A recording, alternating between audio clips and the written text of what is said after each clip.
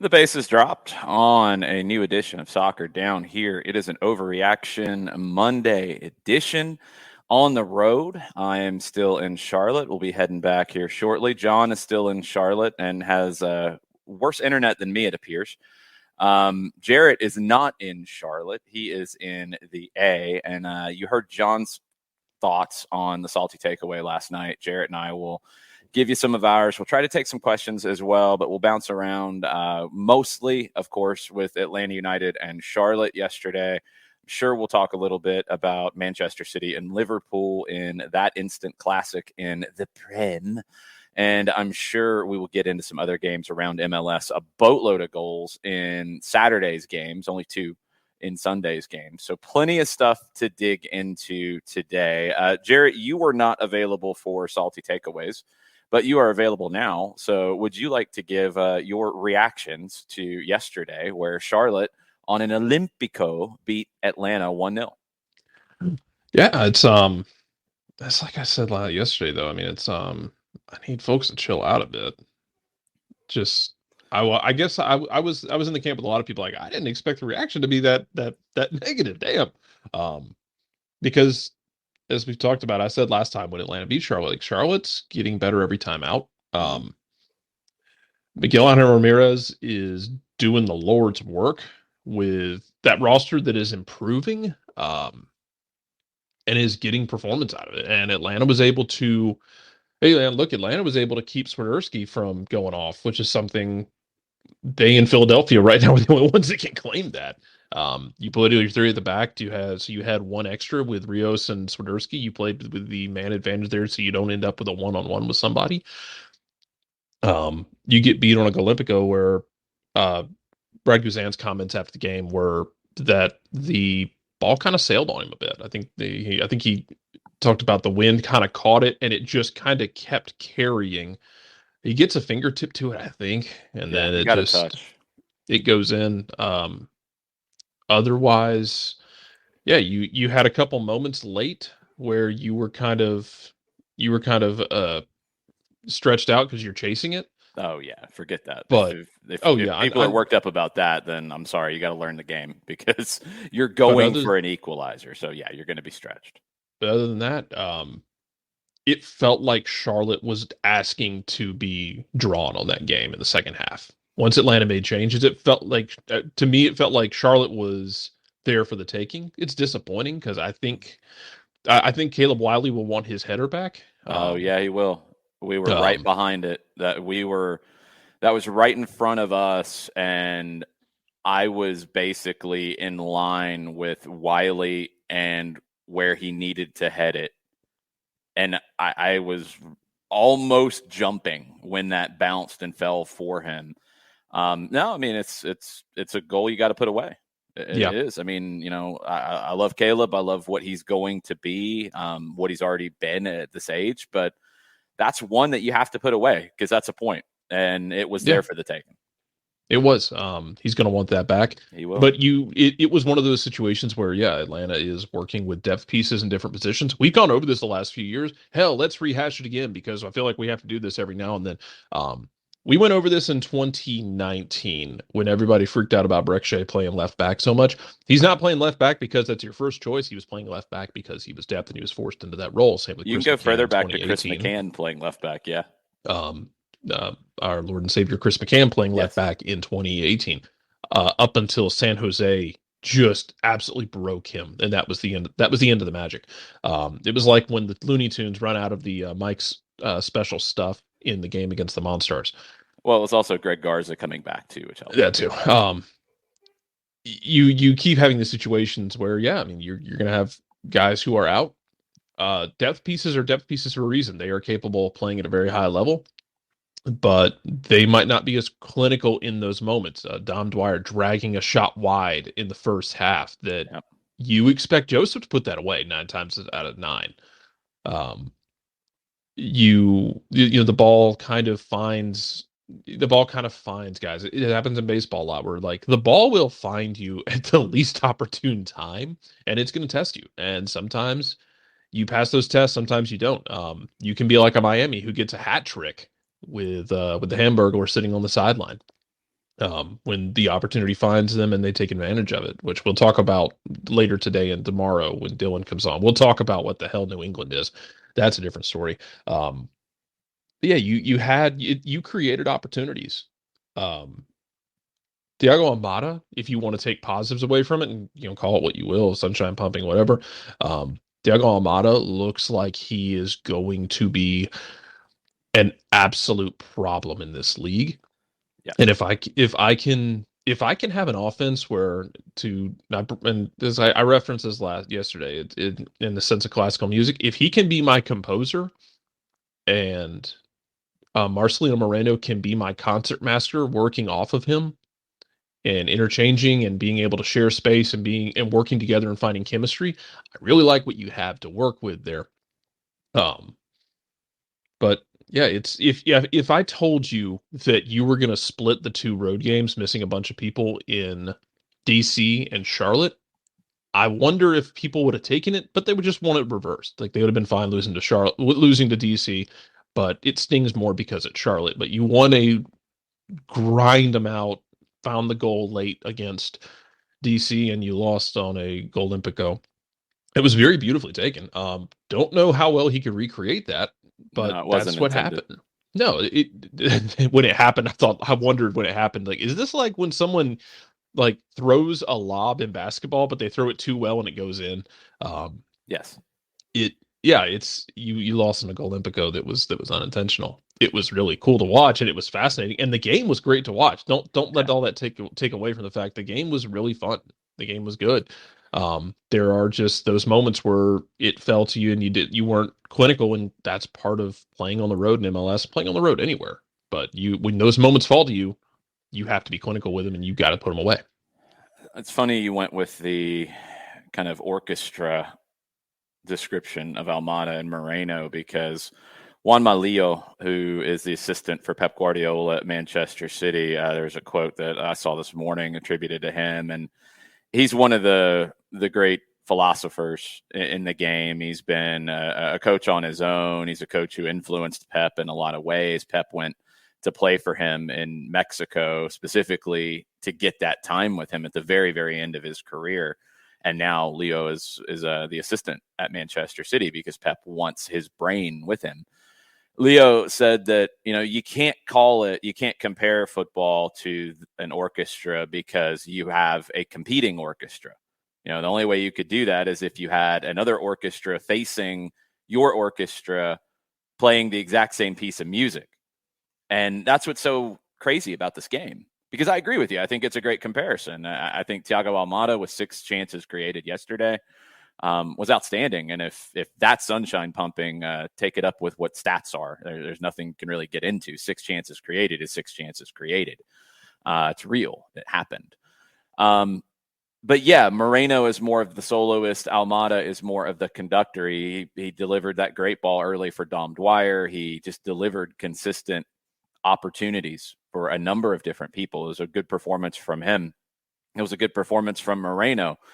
I think there has to be some separation in terms of performance and result because in a lot of ways, and I don't know why this is, I don't know if it's the way that the game gets talked about in certain circles. I don't know if it's the way that other sports get talked about. I don't know what triggers it, but you can't control the result always because sometimes a in-swinging corner ends up in the back of the net. And we'll talk about that. I know a lot of people are salty about that one. We'll talk about that here in a second as to how that can happen because in-swinging corners are very different than out-swinging corners, which are very different than set pieces in general.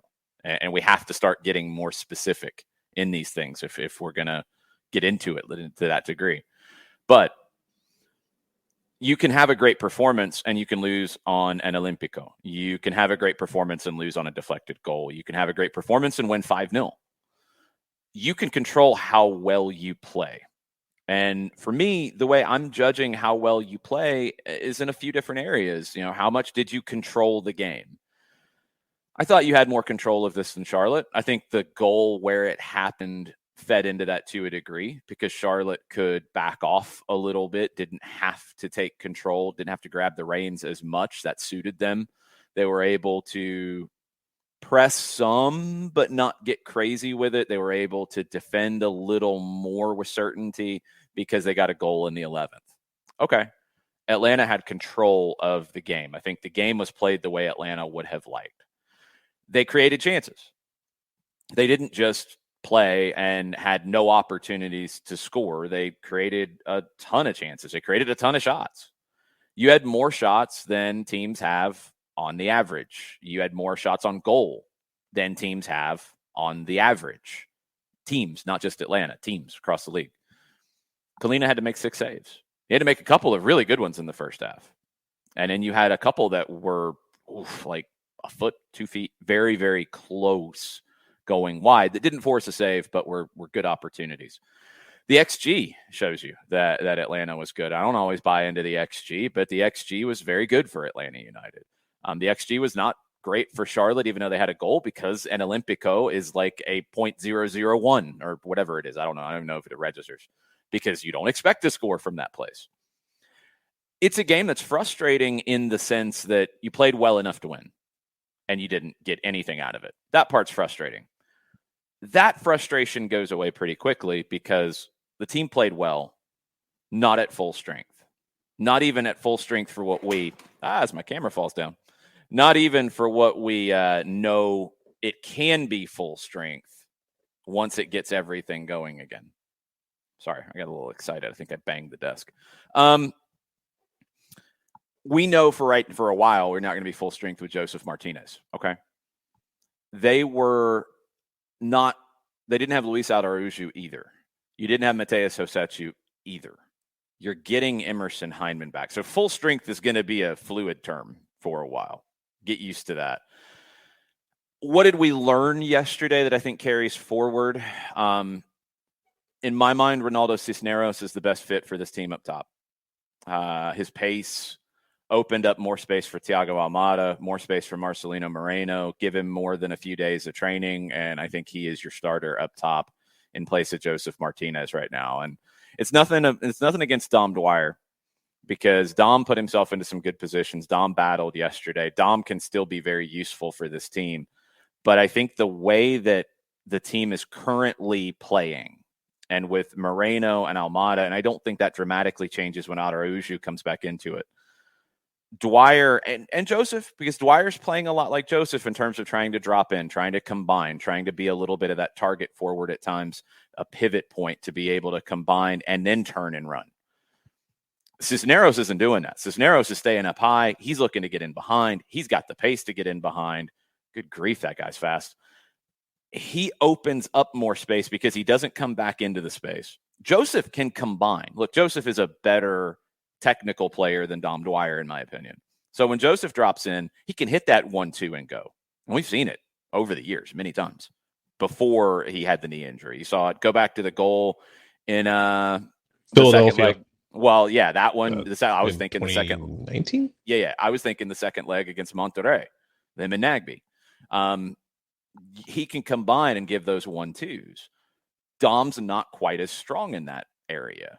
But when Dom is dropping in and he's not as strong in combining, he's taking up valuable space that you need Almada and Moreno to be able to occupy and use and work together. They can combine. And we saw that to great degree yesterday. Cisneros opens the field. So I think, what I learned is I think Cisneros is going to be the guy going forward. What I'm wanting to find out more of is kind of what is the setup going to be most likely. Is it going to change because Joseph is out or because Araujo's out? Does it change when you get some guys back? Or is it going to mix and match based off the opponent? Look, it was a safe bet that Charlotte was going to play 2 up top. They've won their 3 games that they've played 2 up top. They haven't won when they haven't played 2 up top. I thought Daniel Rios did a lot of thankless work yesterday and was really good. Swiderski needs him. So they need to play with 2 up top. I think Pineda expected it. He played 3 center backs. Okay. Is that specifically because of Charlotte playing 2 up top? Because I think it worked. Or is that what he felt was most comfortable with the other absences, without Hosechu in that midfield being the partner for Alonso or for Sosa, and you're missing Ozzy Alonso too. We haven't mentioned him yet. That's another, it's a different personality of the group. Did Pineda feel that playing Campbell in the back versus playing Sejdic deeper or playing Ibarra from the start, did he feel that gave the team more security, or was it because Charlotte played two up top? We'll have to see a few more games to get a sense of that. I don't care either way, honestly. I think there's a lot of hangups from people maybe about Pineda now, which is crazy to me when you look at his record since he got here and you look at what he's done and the things that people will say positively about him. And then when there is a negative result, not negative play or poor play, a negative result, it all changes. Like, it's just, I don't know. I don't get it. Nothing's changed about Gonzalo Pineda and his quality of coaching at all. Go ahead, Jared. I will say that I've seen a couple people talk about it, and I agree. It's that Gonzalo Pineda is still learning how to do this job as a full coach, because as a full-time head coach, because you're always learning though. Yeah, exactly. You're always learning you're always learning, and you're getting a different group of guys every week right now because of the injuries, and he's learning what's going to work best for the guys he's got, how he wants to make decisions. For as I don't much think he got crap, anything wrong yesterday, Jared. no, not necessarily. No, I don't either. But for instance, for as much crap as Frank DeBoer got in Atlanta, um, Frank DeBoer was the master of the past 45 minutes. Hey, we thought the game was going to be this. Mm-hmm. Now it's going to be this. I thought he was one of the best in the league when he was here at making the changes in the middle of the game. I've lost track how many times when in 2019 where either game was even or Atlanta was it was tilted against Atlanta, where Frank DeBoer made changes and it was the right button to push. And it's tough. Like, you don't just become a coach and magically learn how to do that. But no. I also want to make it clear that if you don't do that, you're not a good coach. No, that's not true either. Coaches have different abilities. Coaches have different things that they are good and not as good at. Frank DeBoer excelled in figuring those things out, and he did it from the start too. And look, you can like or not like Frank DeBoer, and I feel like some people still hold stuff from that time and compare it to now, and it's not the same at all. Frank DeBoer tactically was very good, and I'm talking tactically game to game, not talking philosophical way of setting up the team, which is in general, which I didn't have a problem with either, by the way. But I'm talking tactics game to game. Go back to the end of the 2019 season where he drops Pitti against New England because it was the right way to play against New England in the last game of the regular season and the first game of the postseason, where you played them back to back, separated by a couple weeks. Same lineup, didn't play Pitti from the start. It worked because it dealt with them. Switched it up to a four-man back line and Pitti back in the team against Philadelphia. Pitti was brilliant. Mikey Ambrose came back to play left back because you didn't have another one available, but it was the right way to play. Mikey had been playing for the twos. Great performance. You get it done. That was a very bold move, and it worked. You have to play to your strengths. I think what Gonzalo Pineda is strong at is he is very strong at building a feel within the team. I think he is a great man manager. I think he's doing a very good job there. I think he's very good at the philosophical side of how he wants this team to play, how he wants them to be protagonists, not as hung up on pure possession number, but wants possession because he wants to control the game with the ball.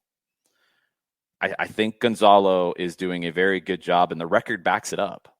That's the other thing is, like, if we're going down that road, I mean, you got to look at the record and then explain it to me, because I don't get it. Bigger picture here, and then I want to talk just a little bit about the experience yesterday and just everything in Charlotte, and we'll try to get some questions as well. And John hasn't spoken yet. I hope his internet's good. Is it good, John? I hope so. He found the mute button. No, he sounds clean. Good. Sounds good. Yeah. So, I mean, it was trying to figure things out and switching a couple of buttons up, but hopefully everything will work. Hopefully. Fingers crossed. Fingers crossed. Okay. Again, performance and results are two different things. Performance was good yesterday from both teams. The goal where it happened changed the game. I loved calling that game. It was a lot of fun. I thought it was a very good, well-played game, exciting, good display for the national TV audience, all that stuff that doesn't really matter when you're better talking than the about nightcap results. was. Jesus. I didn't watch that. It's probably a good thing. It was. That's good. It was good, and it was not what Atlanta wanted, because you wanted to get the 3 points against this team. They are a rival now. Deal with it. I don't know why the rival police get hung up on saying the word rivalry. I'll say it 25 times today if I have to. It's a rivalry. That's a good thing. Charlotte does not like Atlanta United. They made that clear on day one. Atlanta United doesn't like Charlotte FC either. That's fine. I think it's two teams on the field that respect one another. It's two coaches who greatly respect one another. It's two very good coaches. And it's going to be spicy. Good. These are good things. When games have more feeling to them, it's a good thing. It's not anything to be worried about. The experience was great. Great stadium. First time I'd ever been in the stadium. I'd never been up here for another game or event or anything like that. Really easy in terms of getting in and out. Great broadcast position. Everybody that I dealt with, which wasn't many people because it was actually really smooth and seamless to deal with everything. Everybody I dealt with was great. It's great to see Will and Jess before the game. Jess might have talked a little bit of trash in my text afterwards. That's okay. She deserved it. Just wait till November. No. Wait till November. Wait till November. There's no wait. It's going to be continuous. Jared, what are you talking about? Wait. What? It's going to be a continuous. Like, I'll give her a day because her team won here. But, yeah, the trash talking's going to immediately start about U.S. and England. Come on. No, it was a fun experience. I definitely recommend coming up to a game. It was very loud in there. I think my experience of it is maybe a little skewed because the PA speakers were right above our location and pointed down, and it was very loud in pregame and very loud whenever the speakers were used, to the point that after I took my headphones off after the game, I couldn't hear for a couple seconds. It just felt like a wall of noise. But it was a good game when you take the result out of it for a second. It was a good display. It was a great day for Charlotte. It's a day that Atlanta will want to get revenge for. See them next year. Deal with that. Who knows? Maybe see them in the postseason. I don't think they make it. I don't. But Miguel Angel Ramirez is pushing the right buttons right now and getting out of his comfort zone because he's not a 4-4-2 guy. He's not a 4-4-2 diamond guy. And he's not playing the diamond like you see the diamond played for Philly or for other teams. It's nothing like that. That's why formations can get overrated when we talk about them as defining tactics.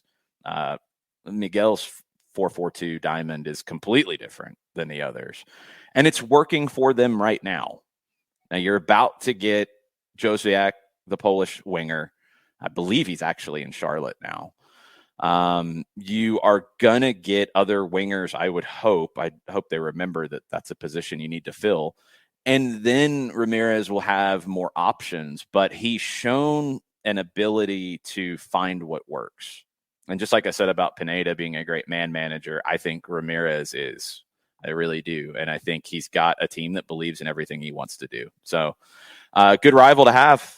A good test every time you're going to see these guys, and a game that'll mean a little bit more, especially now after Charlotte gets their first win over Atlanta in their second game. If you want to, sorry. No, Jared, go finish.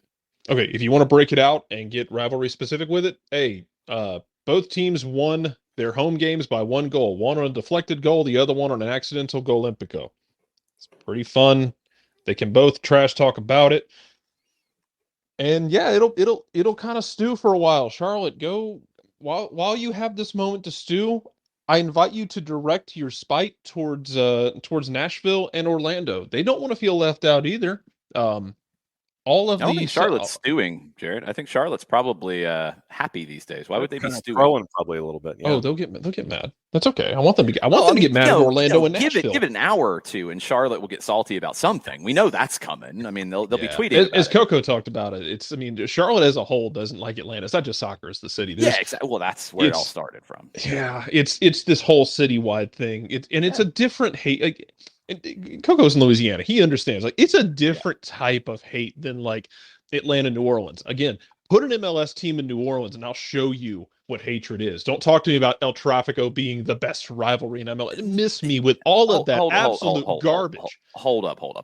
I think these are very different things, Jared, because I think Charlotte as a city, take sports out of it for a second, has a rivalry with Atlanta. I don't think New Orleans as a city has a rivalry with Atlanta. I think Falcons and Saints have a great rivalry, and they hate one another. I don't think Atlanta and New Orleans hates one another outside of that. It'll carry over. But Atlanta and Charlotte, before you even got on the field, you had you had David Tepper, but you also had like campaigns in Charlotte support about never Atlanta, always bad about Atlanta, everything about Atlanta is bad. And it was about the city before it even got to the field. I don't know how Atlanta and New Orleans would be. New Orleans isn't coming into MLS, so we can leave that fantasy to the side. Nobody wants to start a team there. Sorry, it just hasn't happened. The pity, but you're right. Yeah, it's not happening. So, I mean, I don't really care. I don't think New Orleans as a city hates Atlanta. I think Saints fans hate Atlanta Falcons. I think Charlotte as a city really doesn't like Atlanta. Yeah. And okay, that's fine. Pat you on the head, little brother, and have a good time. I mean, I don't know what else to say. Like, Atlanta's a bigger city, and Charlotte's in their feelings about that. And the teams, it's kind of the same mirror of that, isn't it? You know, Charlotte's brand new. Of course, they're smaller than Atlanta United. They're brand new. They just started. Okay. They're going to compare themselves to the big boys down the road. They got to win. They're going to be loving it, and they're going to be talking all kinds of trash about it. And it's a rivalry, and that's good. It's fun for the league. It is fun for the league. It's a good thing. And if Charlotte has other rivals, cool. If they don't, well, then that's on Charlotte, because that's them. Atlanta's going to have other rivals, and that's the club that Atlanta United is. And it's just different things, and that's okay. Like, Charlotte is Charlotte, and they need to focus on Charlotte now. They're not going to play Atlanta again, so they can stop comparing everything to Atlanta United and getting bent out of shape about anything Atlanta United says. And they can focus on themselves. And they've got something really good here. It was very cool after the game to see so many people walking around as I was waiting forever for an Uber. It was a crazy day with that. So many people walking around with Charlotte gear and hanging out. It was very, very cool to see soccer in our overall region have such a good day yesterday. Okay. That was the intro to this series in Charlotte. That's great. From now on, it is going to be about the games on the field, and it's going to have spice to it. It was good. It was very good. You know, definitely a good day for the Southeastern footprint when you talk about the newest franchises in Major League Soccer. And yes, I know I'm going back, 5, 6, 7 years. You're looking at Nashville. You're looking at a new stadium there. You're looking at the investment that's being made in that market. With Atlanta and Charlotte, you're seeing the new South and the newer South, depending on which city you're referencing it from. And you see the successes of Atlanta United, and you're looking at what's been going on with Charlotte. So you're seeing things here in the Southeast growing and making statements on a national stage within Major League Soccer. And there's a lot to be proud of here in the Southeast. And, since you and I, Jason, are in Charlotte, I mean, you can't. Yesterday, you couldn't. I mean, hours after the match, folks are still downtown. They're wearing their Charlotte gear, and they're making a lot of noise. And so, you tip your hat to them for what happened yesterday. You got the win. It was a great match, and it's just part and parcel to what we're seeing with the growth of the sport here in the Southeast. So what I will ask, because I'm sure we've got questions in the Twitch pitch to jump around with, but what I will ask people who are yelling right now because I'm not breaking things about a loss to Charlotte, what upset you so much about yesterday? For people who are upset, what was it? Because I see, comments and things, and I've had things sent to me about how bad Atlanta played. What was so bad about how Atlanta played? Because we talked about this last week about kind of, I think we were talking about fact and not fact or narrative or whatever. This team's been around a long time now. got a lot of games under our belts that we've talked about. Yeah, I want more than just good, bad, loss, angry. I want more than that in the discussion. I'm not going to feed you junk food in the discussion, okay? I'm not going to feed you, they lost, so it's bad and they can't win MLS Cup. They're bad. They're not going to make the playoffs because they lost. I'm not going to feed you that kind of stuff. That's not going to happen on Soccer Down here. If that's what you want, then I mean, go for it. Go. You can find it. It's there. It's not hard to find. I'm not going to feed you that. What I'm going to do is I'm going to ask, okay, you're not happy about yesterday. What are you not happy about? And we can talk about it because that's productive. Talking about a game that was very even, talking about a game where Atlanta United had, I think, 16 shots, created, I think, 13 chances, had 6 on target, XG over 1. I mean, all the things that you can go into to say that, yeah, they didn't play like crap. But if you feel like they played like crap, what makes you feel that way so we can talk about it? Now, again, also, I want to make this clear, and this is just stuff that, look, I guess it's just stuff we gotta set some ground rules and some kind of guiding principles here. I want to hear what is upsetting people. I want to hear what they're angry about. But that doesn't mean I'm going to drop how I feel about the game after decades and decades of work in it and studying it and being involved in it and doing all of everything I do at this level. I'm not going to drop how I feel about something because somebody else feels differently. I want to hear why, and I'll tell you how I feel. And if we disagree, that's okay. That's okay. But that's much more productive of a discussion than lost bad, team stinks, everybody's terrible, they can't win.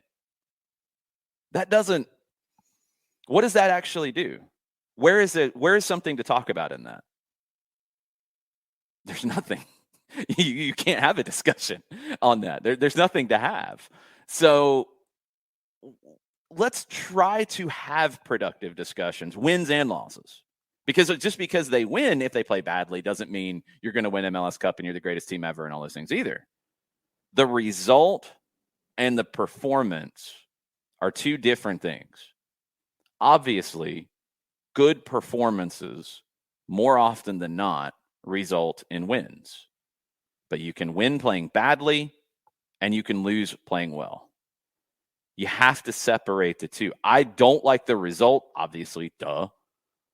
But I'm not angry about the way that they played and what they produced in the game itself. I'm not angry about it. Are there things that can be better? Yeah, every team can say that. Manchester City and Liverpool had a classic that everybody is saying this is why people watch the Premier League. And yeah, it is. Not every game's like that, but yes. Are there things that Pep and Klopp are going to look at and say, man, we could have done better here? Yeah. Because that's the game. That's what we love about it, right? It's not straight lines. It's not do this, win, guaranteed, game over. No. It's sometimes you do those things and you lose. Sometimes you don't do those things, you can't do anything well, and you win. Like that's why we keep coming back, right? So let's have those discussions rather than just every time there is a loss, bad, burn it down, everybody fired, everything sucks, we can't win again. Like, and if you know people who do that or whatever, look, fans do that sometimes. Just because fans are passionate doesn't mean that's a reasonable response. So have the conversation. Try to make it real. Let's talk about it. Let's grow with how we talk about games across the board. You know, I'll give you an example. I was really concerned after the game yesterday because I talked about the referee a good bit in the game. I wanted it to be clear that I'm not just a referee bad, team lost, referee bad, that's why. No, it wasn't like that at all.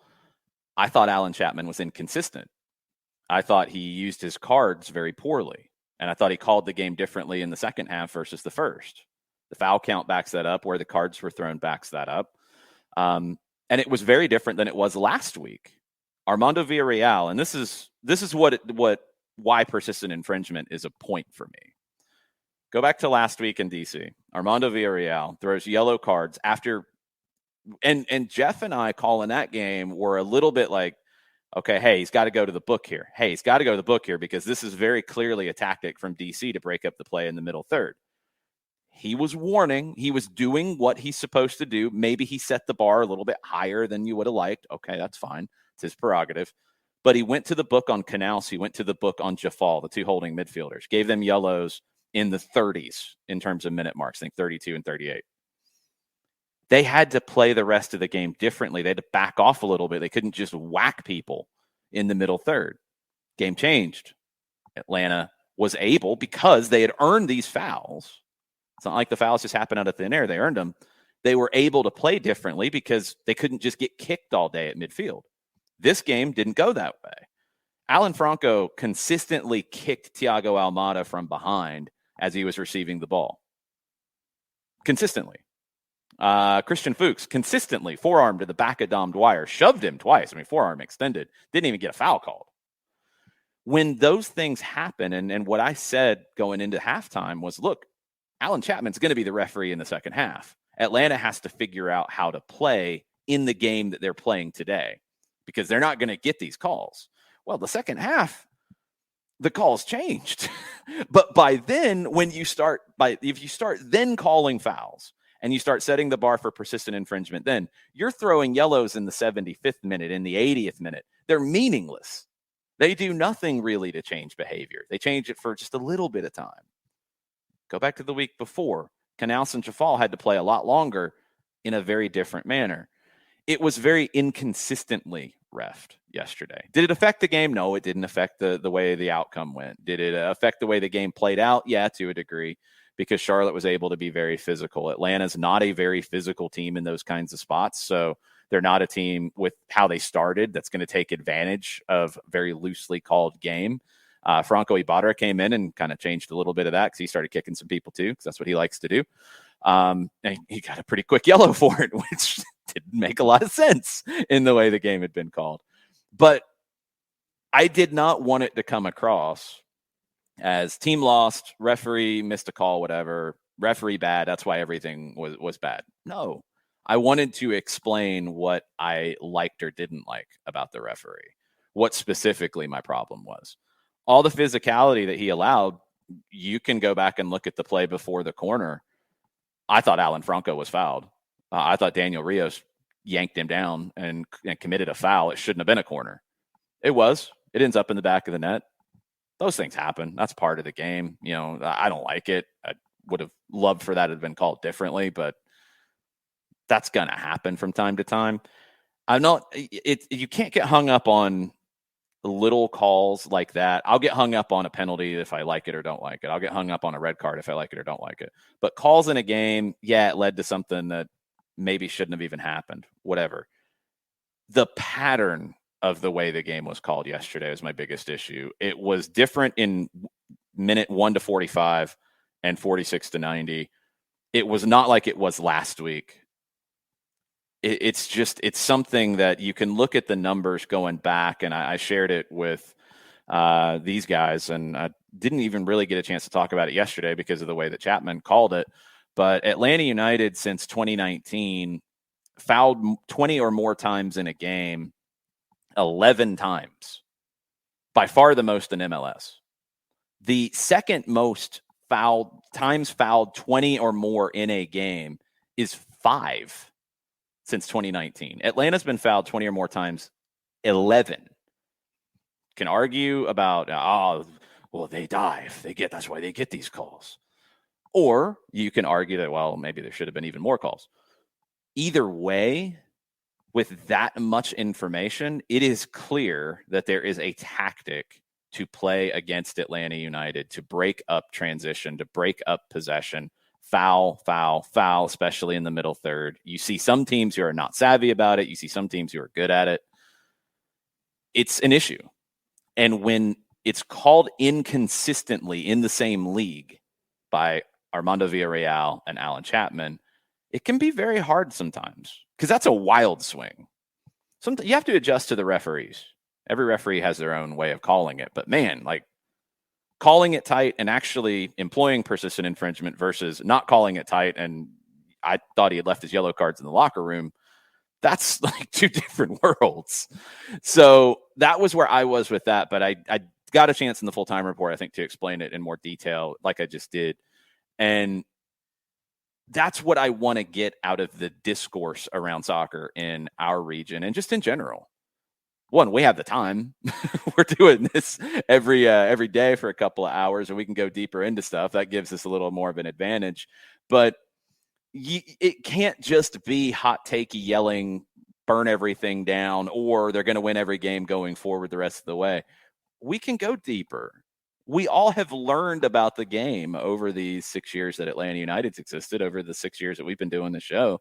I know more about the game now than I did then. I think I'm a much better commentator now than I was then because I've had experience and I've thought about different things and I've seen different things, and things I've seen have challenged me to learn more. We can all work at learning more about the game and going past the gut reaction of good, bad, angry, happy. We can do that, I think. Can we, Jarrett? Is that possible? I think so. I think so. I don't know so, but I think so. If nothing else, we talk through it. We'll keep trying. We'll keep trying. Look, I'm an optimist. I'm a glass half full guy. You guys know that. I'm a sunshine pumper. What can I say? So We all are. No, John. No. Don't even try to jump on that train because everybody tags me with it. I'm the one that they yell at for being a sunshine pumper. You guys, I think they call you different things. They don't call you a sunshine pumper. They call me the sunshine pumper and a bully because I guess I'm bullying you into people. I generally get DGen references personally, but that's just me. No, that's just you. Yeah. That's just you, Jared. And that's just my accurate. life. I think I jumped on board with that one pretty fast because I thoroughly agree with it. Anyway, that's where we are today. Great day outside of the result yesterday in terms of the atmosphere, the experience. It was loud. It was crazy. It was good. Good things on the field for both teams. Some things both teams need to work on. The result goes Charlotte's way off an Olympico. We got plenty to talk about. I'm sure people have things they want to talk about because we've been talking for about 49 minutes, or less than that, about 44 minutes. So what do we have, John? I'll start with stuff that was last night in the Salty that's related to what you were just discussing, and it comes from Soccer for Good OG. Okay, and I'm going to ask you to maybe jump around a little bit because if people want to talk about what I said last, let's not wait till 10:50 to come back to it because we're scrolling to everything. I've got it queued. I've got that stuff queued up as well. I'm going to put you to work a little bit today, John, to bounce around. Working both devices. There you go. So Soccer for Good OG then asked last night, she goes, how does Atlanta United deal with other teams brutalizing them with the apparent blessing of pro? Clearly trying to play their game only results in Atlanta United getting fouls called against them. Do we need a hatchet man, nasty lessons, big hairy chip on our shoulder, formal complaints? What? I mean, formal complaints I don't think are doing anything because I know there's been conversations about it. I don't think that's changing anything. I think it should. I'm not going to stop talking about how I'd much rather see refereeing in this country not protect at the expense of going after physical players, but protect skilled players. I think you should want the game to be more free-flowing and want the ball in play and want players to not be allowed to kick others out of the game. I mean, and this has been an ongoing conversation in this game. It's not new to Atlanta. It was a huge conversation after the 1982 World Cup where Diego Maradona was mauled by Claudio Gentile of Italy to the point that people pointed that out specifically and said, yeah, we can't allow that kind of defending anymore. And it opened up some, and then it didn't, and it got more defensive again, and it got more physical, and you go back to Maradona kicked all over the fields in Italy as well. He's not the only one. I mean, we've watched Messi get kicked a lot. We've watched Ronaldinho get kicked a lot. It happens. I would like the overall refereeing in this league to be, if you want to say slanted, if you want to use that in a negative connotation, that's fine. I'd like to see it slanted more towards skill players being allowed to do what they do. How do you deal with it in terms of it's not going to change overnight? it's not a pro thing either. Like as an agenda, I want to make that clear, because again, last week shows you that it wasn't. Armando Villarreal did not call it that way at all. Those early yellows changed the game. That's what I want to see if that's how teams are going to play. If they're going to be physical, cynical, break up the transition, they have to be called. Set the bar wherever you want. I don't know if it's 3 fouls, 4 fouls. If you want to set a number on an individual, if you want to make it a team thing, where you want to warn, then where you want to go to the book, wherever you want to do that, that's up to you as a ref. But you have to do it at some point. You have to, if teams are going to play that way. If you just ignore it, then it does create an advantage one way and a disadvantage the other. I think we have to keep talking about it. I think people in this country as fans, whether you're a longtime fan, whether you're a fan from Latin America, whether you're a fan from Europe, whether you're native born and just have started consuming the game in different ways, we get more excited about positive attacking plays than great fouls. So we should want those to happen. So the refereeing needs to, in my opinion, display that. It has to show that. Can you get more physical if you're going to be allowed to play that way? Yeah, you can. And I think somebody like Franco Ibarra can be that when he is on the field.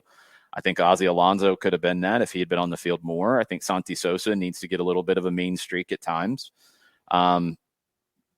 You have to try to, if that's the way the game's going to get played, then yeah, you have to try to do that yourself. And yeah, I do feel like at times when Atlanta does do that after they're not allowed to play their game or they're fouled a lot and yellow cards aren't thrown, that Atlanta gets quick yellows. And then I'm making a complaint every single time. We just have to keep talking about it and working at it, because it is a point of emphasis that has been talked about in pro, and it hasn't changed anything yet, Jarrett. And we're seeing some referees who call the game tighter and go to the book more. I don't necessarily need a foul count to reflect the quality of the refereeing, but persistent infringement in these kinds of situations has to be a greater priority, and it has to be talked more, and it has to change, in my opinion. It does. At the very least, you don't even have to throw cards around. I've seen plenty of games where they're not throwing cards around, but you get a ref who knows how to communicate and even over communicate at times. Good point. Is, hey, somebody's throwing fouls around. They don't have to necessarily throw in cards, but you're pulling guys aside and talking to them and explaining where they're at, where they are on the line at the moment, talking to the team that's being fouled, saying, I've got it under control, back up. I'm talking to them. I'll talk to you when you commit fouls too. And yeah, communicate, let people know where it stands, because I think one of the things that you get those situations, and I think Dallas is starting to live this life more now with Al Velasco getting kicked all over creation, is you're seeing guys get kicked, then you get frustrated, you kick out as well, and the ref's like, well, that's a yellow card, because that was a much more aggressive foul than the tactical ones that have been going so far. But that communication from an official, even if it's not a card, just like letting people know where they stand on the line, I think it goes a long way to calming everyone down and keeping cooler heads. Here's the other thing is when you get more teams that are trying to play attack-minded soccer with the ball, you're going to get more teams that are going to get treated this way, like Atlanta has been since 2019, and honestly before that. Charlotte's going to get it. At some point, Swiderski's going to get knocked around, I'm sure. No. It's not the same thing. And it's not just any attacking player getting kicked. Your forwards don't get kicked the same way. Joseph doesn't get kicked the same way. It's in the midfield specifically. It's Almada. It's Moreno. It was Barco. It's Velasco. It's Zelarayan. It's those kinds of guys. It's not the forward, because they don't have as many touches, Jared. So they're not going to get fouled in the same way. For Charlotte, I mean, I don't know who that's going to end up being. Ben Bender could be one who gets some of that. Alan Franco could get a taste of his own medicine a little bit when he's on the ball more. We'll have to see how Charlotte evolves. But it's not fouling the forward. I got to be super specific about it. Where these fouls are happening that aren't being treated in the right way, it's in the middle third, it's in transition moments or build-up moments, and it is specifically designed to break up that attack. If you have to foul the forward, then you've already blown it. It's fouling the midfielders and the creators. That's a different thing, and that's gotta change. It's not fouling forwards. That's not the same thing. I think that generally is handled okay. It's the creators that are being fouled in the middle third, getting into the final third, that it's happening consistently around the league, but Atlanta's played this way. And look, maybe that's why some people don't like the way that Atlanta plays. I don't know. I like it. I like guys on the ball. That's what I want to see.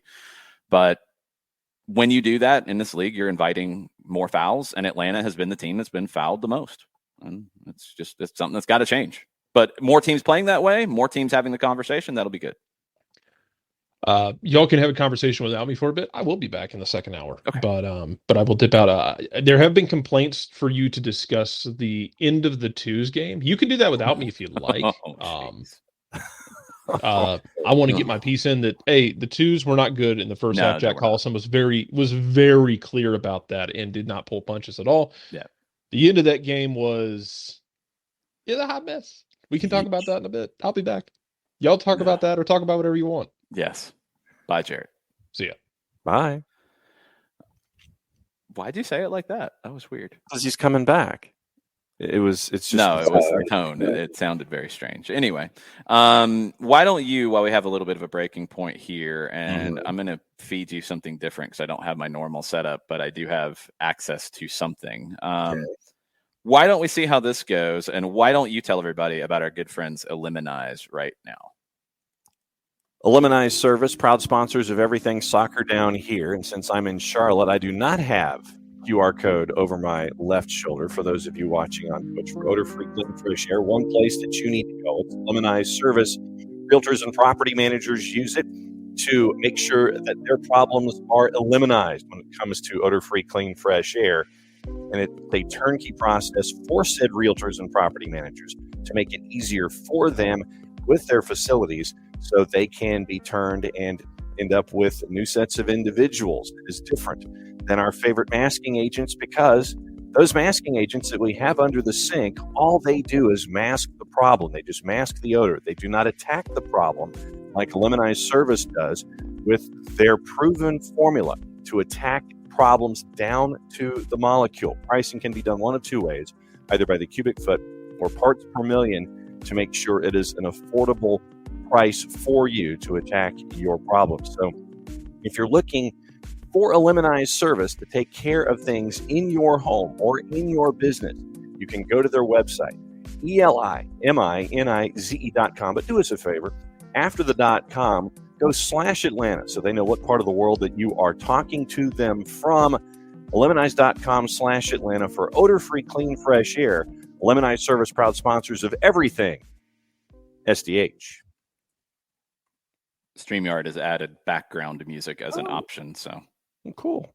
Yes, I decided to try that. It took a minute for it to get going, but maybe that will be your new background music. We will see. I think that you're going to try and find different background music every day to try to twist the reed to whatever emotion is being exuded by the music. No, because I could play the same one back to back and you wouldn't realize that it's new background music like you did last week. Yeah, when you did yeah. Quickly, the twos. Yeah, the twos didn't play well at all. Detroit was very good. The end of the game was beyond bonkers, the way it was handled by the referee. And like, it's a huge learning experience for that referee. I believe it was his first game in USL Championship. I couldn't find a record of him calling another game at the pro level, period, in USL Championship or League One or anywhere else that I could find tracked. I thought he was good up until the end. The penalty that could have been called for Darwin Mateus, it's a judgment call. I thought it was a push in the back. I thought the replay showed that there was enough contact for that to be a penalty, but it's a judgment call. That's fine. Goes the other way. Detroit scores a fourth. Very quick hook for Darwin on a red card. I mean, watching it and then going back and looking at it again, he might have said 5 words. I mean, it was a sentence, maybe. It was very fast. And if he said something that deserved the red, then he'd said something that deserved the red. But it felt very quick and out of place for where that situation would be, because as a referee, look, you know, not all calls or no calls are created the same. And at that point in the game, if it gets to 3-1, could it be a wild finish? Yeah, it could be. It's not likely, but it could be. you know that players are going to be frustrated when the call doesn't go their way. Does it actually help the game to send him off there if he didn't say something that you had to send him off for? I don't know. I don't know what he said. Anyway, that happened. Okay, whatever. That's fine. It's a decision that I don't like, but whatever. The thing that kicked it up to a whole nother level was bad refereeing in the first place and it compounded what happened earlier. Nigel Prince goes in straight red challenge. It's a straight red. It should have been a straight red immediately, and none of the rest of it would have happened. It should have been a straight red. He goes in very aggressively with a straight leg. It's a red card. It was given a yellow on the field. And after Darwin Mateus was sent off for its dissent, but again, maybe he said something very, very specific to get him sent off, the captain, Stephen Carroll for Detroit City, spikes the ball down, gets in the AR's face, gets in the referee's face. The referee goes over to talk to the AR, then gives the red card. That's a horrible look. Is it the right call? Yes. It should have been a red. It should have been a red initially. But to send a player off for dissent a few minutes earlier, then allow their captain to do what he did, no yellow card for him. You have to at least give him something, even if he's correct in this case, which he was. You have to give him something. They didn't. The call goes up to a red. Of course, Atlanta United, two players are going to be angry about that. Then you had Antoine Openo on the Detroit City bench, like being held back by people on his bench.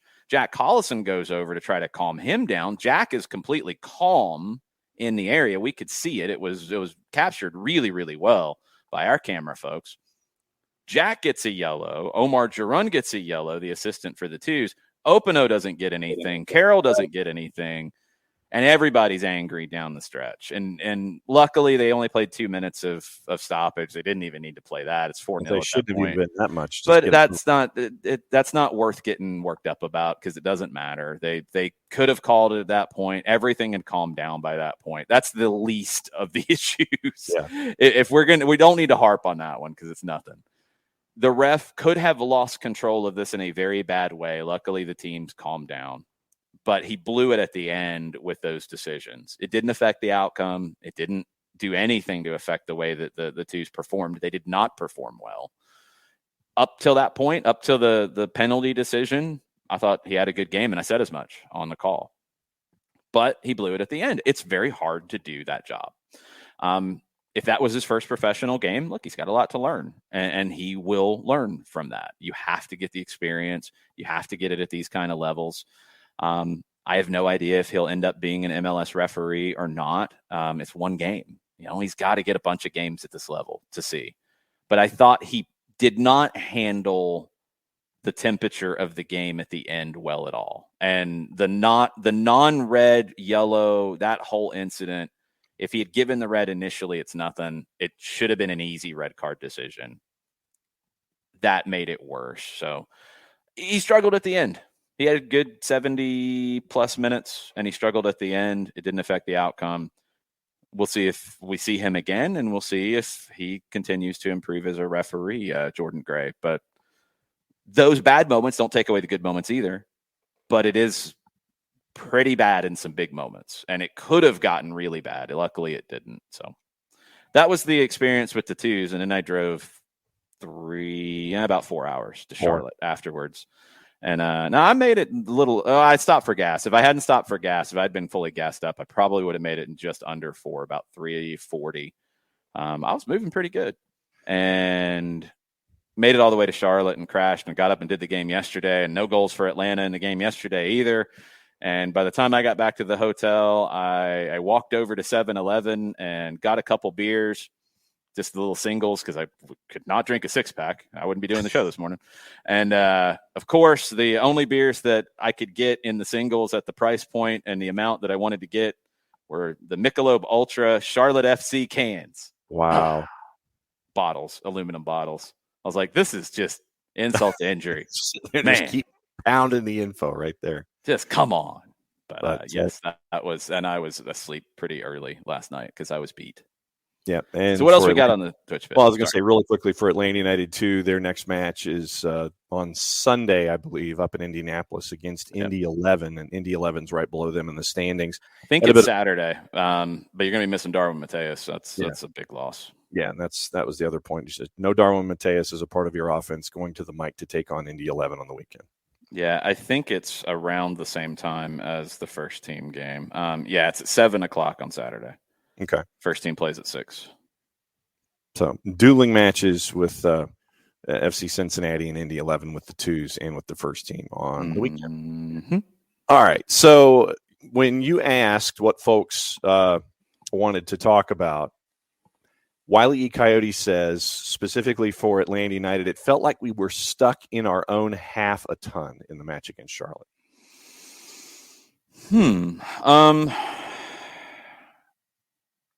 I don't have that sense. I didn't have that sense there. I think one thing that did feel stuck a little bit, and I'm going to try to pull up and see if I can find a representation of that. I'm going to see what I can find. Give me a second.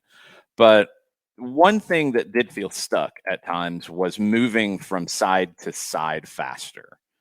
There were multiple times where I felt like a switch was on and it either didn't happen, or by the time that the player on the ball got the awareness of what was on the opposite side, it was closed down, or when it was actually played, it wasn't quite as effective. That was something where I felt like they got stuck at times. Let me see if this match report gives me a little of what I'm looking for. One thing, I mean, Atlanta will build up the play out of the back. So that's not necessarily being stuck. That's you're going to build up out of your back line. I think we already have Jarrett back, and I don't have his normal music. I am going to play a background track called Feeding the Ducks. No, John. I'm playing something, John. Could you please stop? That feels kind of Jarrett-ish. It's a very weird vibe. It's different from what I'm used to. It's Feeding the Ducks, Jarrett. It's mostly that I don't like change. I don't have the other one with me. No, that's okay. I don't blame you. You're in another city. Yeah. I was stuck with daydreaming, Into Space, or Feeding the Ducks, and I went with Feeding the Ducks for you. So we're Feeding the Ducks in hour number 2. That's what I went with. So the question was about being stuck in your own half. Again, Atlanta's going to build up out of the back, so you're going to have you're going to play out of your own half. So that will happen sometimes. Touches. It's actually the most in the middle third, and I could get with saying that they got stuck a little bit there at times in the middle third as opposed to the attacking third. You're not going to have as many touches in the attacking third unless you're Manchester City against somebody. Both teams were kind of in this realm. Charlotte had more touches in the attacking third than Atlanta did. Atlanta had far more touches in the middle third. I think that's where it felt maybe stuck. And if it's right around midfield and it's kind of it's in your own half, but it's right around midfield when we're playing the semantics game. The bigger one for me was the moving left to right, which I think would have got you, or right to left as well. Getting into the final third is where I think it was a problem. They needed to switch the play faster at times. It's a group that's still finding their way in terms of this, and they keep losing focal points who do it. I think Mateus Hosechu is one who is very good at that sort of thing. Didn't have him. Amar Sejdic was okay. I didn't think Sejdic was bad or good in this one. He was okay. I needed a little more from him in that regard. Almada and Moreno are still learning how to play with one another, and I think they're still learning how to play with Gutman and Lennon. They're going to tend to go left. They're going to tend to be with Gutman and have those triangles and combinations. They have to get their head up a little bit more and look for that big switch. I think Almada did it more as the day went on from either side, left to right or right to left. But that's where I felt like they were getting stuck, was on a vertical side of the field as opposed to getting stuck in your own half as much. if that makes any sense whatsoever. That was my feeling from the game.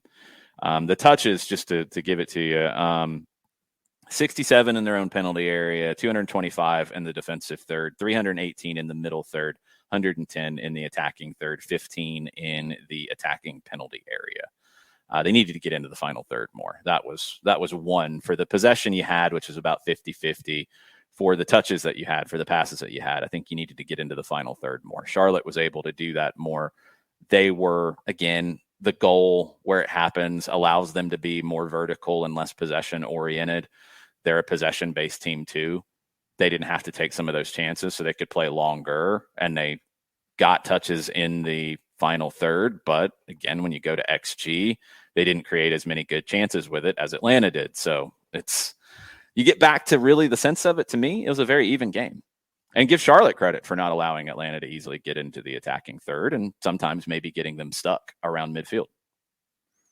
Yeah, along those same lines, Rack was, I think we aren't used to the game being played so much in our defensive end, and that was the only thing that Rack could come up with. Yeah, it wasn't too much. I'm going to see where can I get that kind of info, because there's a couple places. I really wish I could get like all the different sites that I use to pull up these different game reports. I wish they all had the same information, or one of them had all the information, because it's like different ones give you different things that are really useful in getting into this kind of detail. And it's bouncing from one to one. Let me look at this quickly. So about the same number of touches for each team, 654 for Atlanta, 644 for Charlotte. You look at the heat map, and Atlanta had a lot of concentration on the edges of the final third, especially to the left, and that was a lot of Almada and Moreno. Some to the right as well. Those were the darker areas, along with Brad Kazan in goal, which is fairly typical. Kalina had that too. Charlotte didn't really have any like kind of red areas where they were in the same space a lot. They had maybe a little more ground covered in general, and it was where they were playing in Atlanta's half was more down the flanks. So they were getting into the attacking half wide. That's a little bit of why their XG is not as high as Atlanta's, because they were getting into the attacking half, but they weren't getting into dangerous positions really well. Because I thought Atlanta's backline played well. I thought the three center backs did a good job, and then when it was two, they did well. But what turned the game for me, and I talked about it coming in, I felt like Atlanta had an advantage against Joseph Mora or Christian Fuchs as the left back, and Jalen Lindsey. I thought Atlanta could create overloads. I thought Atlanta could overplay those areas. They couldn't. Mora was excellent. Lindsey was good, as he has been, but Mora was really good and made Charlotte's defense work, because they've still got things to solve with Fuchs' lack of pace, with Mora being a spot starter in his history in the league. Who's the left back? Are they going to play three center backs from time to time? It looks like they're not. They're going to play Fuchs. They have to play Fuchs on the field somewhere. It looks like they're going to play him as a center back. Mora's got to be like he was yesterday for Charlotte to make all of that work. And he was. Mora was excellent. And that's where Charlotte, to me, nullified Atlanta a lot. And maybe that's why they couldn't get into the attacking half as more. Maybe that's why they couldn't get into the final third as much, because of Mora and Lindsey not getting pinned deep and actually getting up the field a good bit.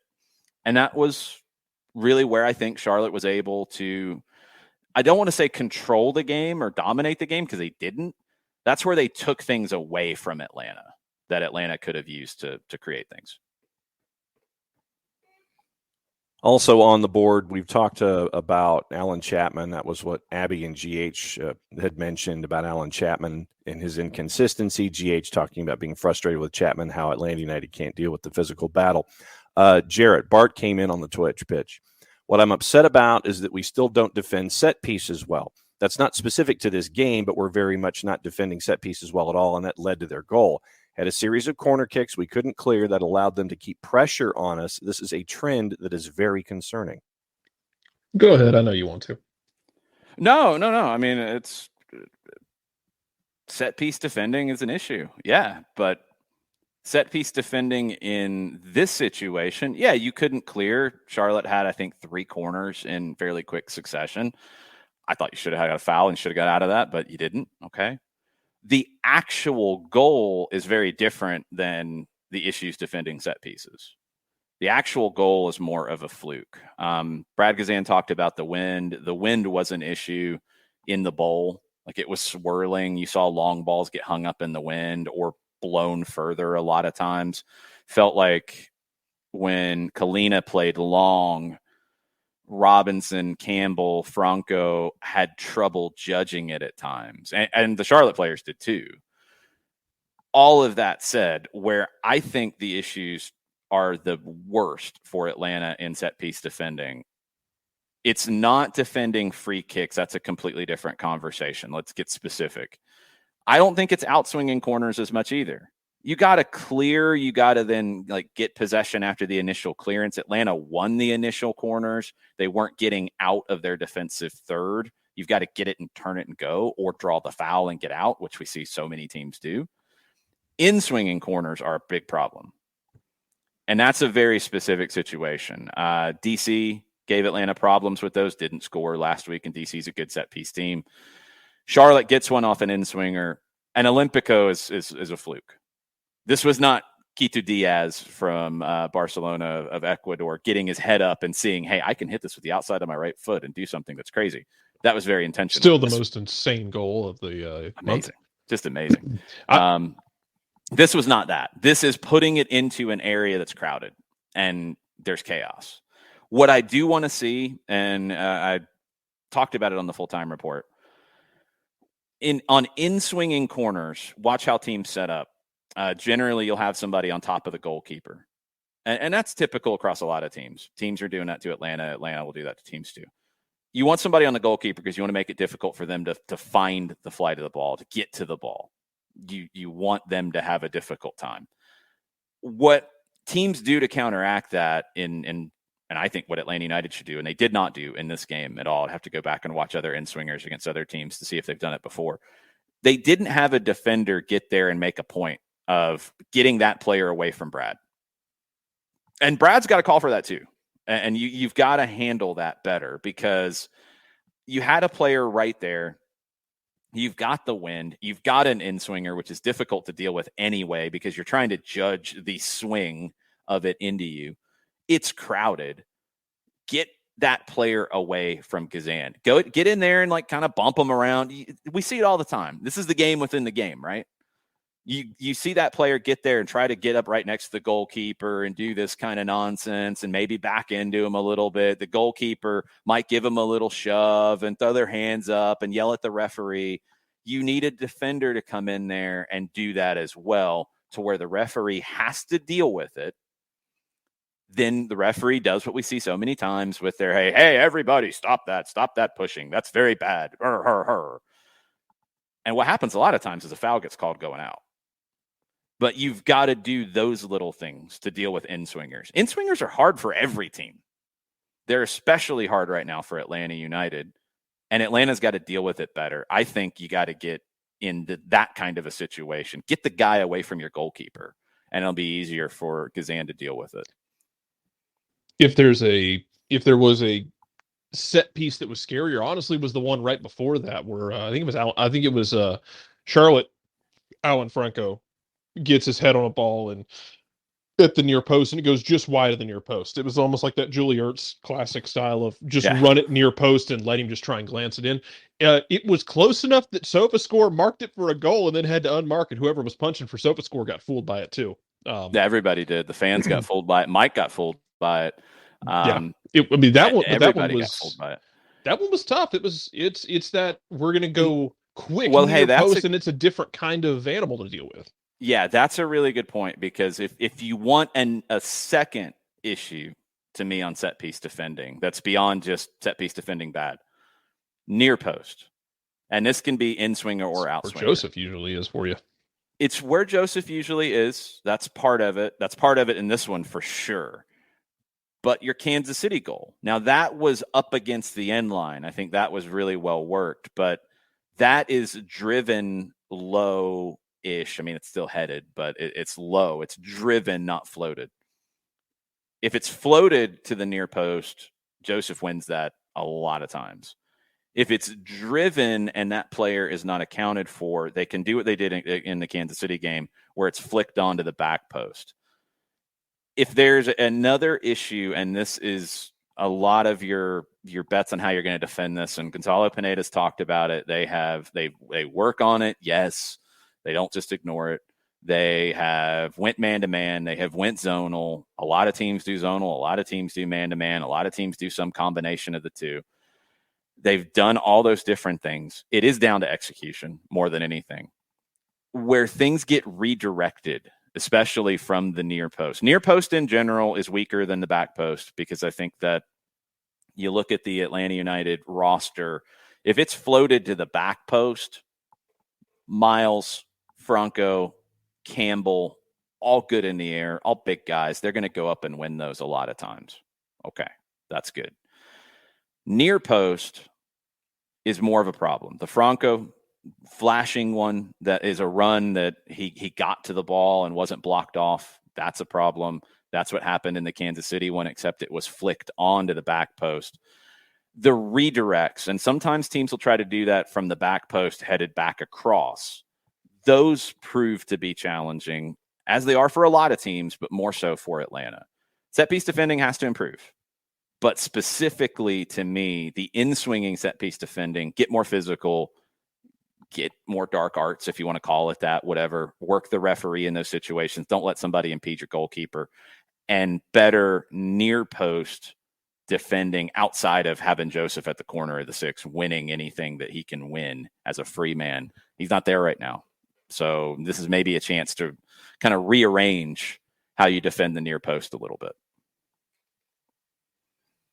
Jason, yeah, to your point, Wiley came back in and specifically mentioning Brad thinks Goose let the player mess up his positioning. It's way easier and faster to move forward versus backward. Hashtag GK Union when you're trying to. Of course, definitely that. And I think the wind is what maybe floated it to where he had to go backwards, but it's just a distraction.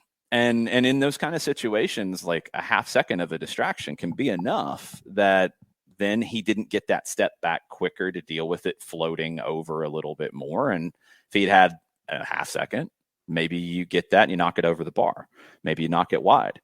I'd like to see however they want to do it. I don't care if it's Brad calling somebody in, if it is somebody just, if they watch this and they say, like, okay, you don't want one of your center backs to do it because you want them to deal with the deep ball.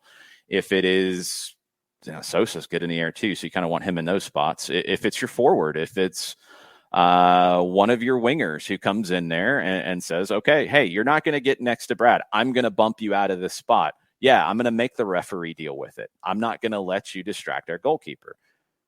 They need to do better with that very specific element, and that would then take away a little bit of that distraction. Also on the board, when you're asking folks what their questions are and addressing what is wrong, Emilio came in, says he's frustrated about never having anywhere near a full staff, having to have the depth, having to win games. Last night on Salty, I'd mentioned the starters that were missing as a part of this discussion as well. But yeah, so there's Emilio's frustration is not having the everybody at the lineup at full song. Yeah, I wish there was a way to fix that. There's not. And yeah, I know people want to start narratives about an Achilles injury with Dylan Castanera or an ACL when Ozzy Alonso was hit in DC. And I'm not saying Emilio's doing that, but I've seen people literally do this and say that those are the part of the training staff and the trainers. It's their fault that you're getting these injuries. No, it's not. There is a luck element to this game. There's a luck element to these injuries. ACLs, as you saw, I kept leaving Breck Shays out of it in 19. Breck, Joseph, Ozzy, all on the road, all in matches. If I remember correctly, the Joseph one maybe had the least amount of contact, but there was enough contact to kind of throw him off of maybe where he stepped. I don't think the contact was critical in it. The Alonso one, I think the contact is what caused it. And you don't always get that in an ACL. If I remember right, Jarrett, the Breck one in Seattle, I think there was contact with that. And I think it might have led to it. It might have led to a misstep. It might have led to the actual ligament tear. But those are all on the road in games. That's nothing to do with the training staff. I can't for the life of me remember the Breck one. It was on Clearly. the far side of the field. Yeah, it was on the from far where we were side. I in just don't remember the Seattle. details of it. Yeah, I don't remember exactly, but I know there was a player there. I just don't remember if they kind of collided or rolled them up or anything like that. Anyway, they're all in game action. That has nothing to do with the training staff. The ACL for Hindman is in a practice. ACLs are not training staff situations anyways. Just throw those into the trash. Neither is an Achilles. Neither is what Mateus Osetu had. It's a hamstring as he's taking a shot. Yeah. I mean, you saw he takes the shot. He immediately is like, yeah, I'm done. I'm out. Yeah. It's frustrating. Yeah, Emilio. Yeah, like it's frustrating that you don't have that. But where it's maddening is when people take being frustrated about bad luck with injuries and blaming, which you can't. Like, you can't blame anybody about ACL injuries and Achilles injuries and hamstrings on shots and these kinds of things. You just can't.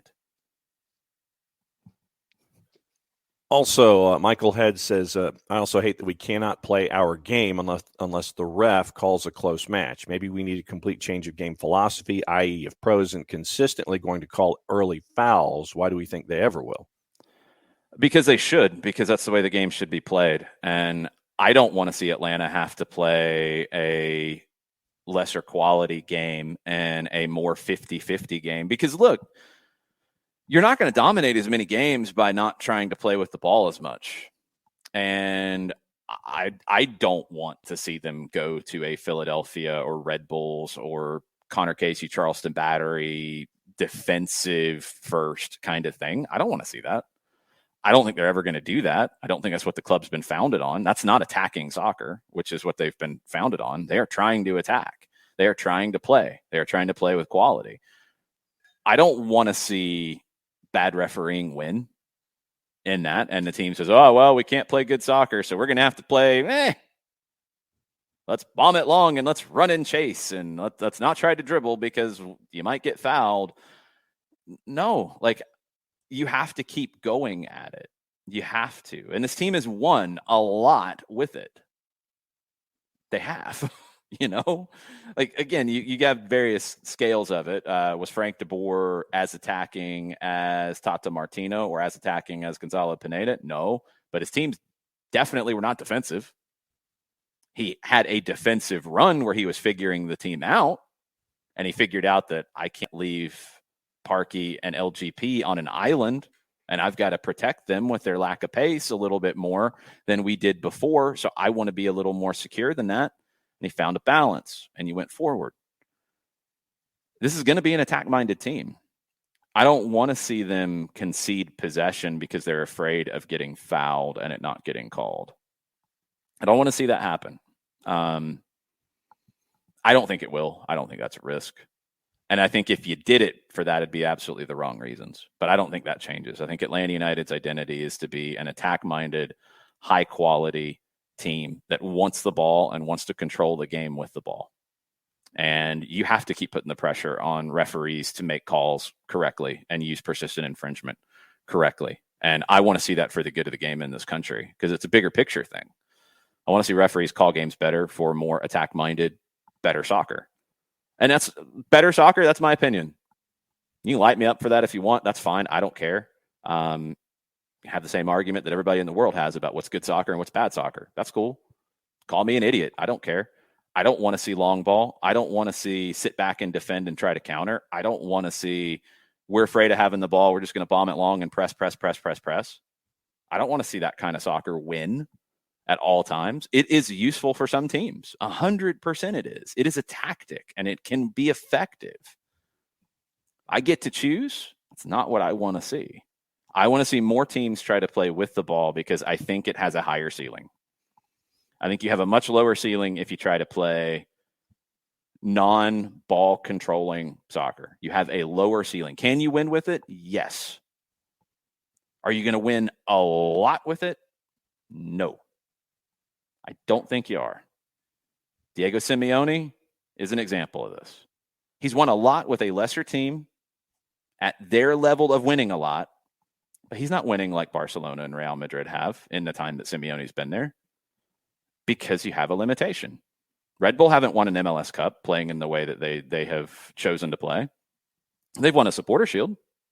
They've won a couple supporter shields with the pressing style. Really, with the real pressing style, they won one. They haven't been to an MLS Cup. Philadelphia's won a supporter shield with it. They haven't been to an MLS Cup. Probably should have been last year, but COVID changed that. They might this year. Look, maybe they're the outlier. I think if you play with the ball, you have a much better chance to win. And that's why Atlanta should continue to play with the ball and keep putting pressure on referees to make calls. Shiva on the board is a part of the discussion about the main frustration about not having a healthy team is asking maybe we're too dependent on our designated players. Nah, I mean, Shiva, you have to be dependent on your designated players. That's the way the salary cap structure is. Like those should be your best players. You have to be dependent on your best players. You are not, this team specifically this year is not purely dependent on anybody. Do you expect Luis Araujo to be one of your best players? Yep. Do you expect Joseph Martinez to be one of your best players? Yep. Do you expect Thiago Almada to be one of your best players? Yep. But you also have Miles Robinson. You also have Santi Sosa. You also have Marcelino Moreno, who's not a designated player. You also have Emerson Hyndman, who's not a designated player when he's healthy.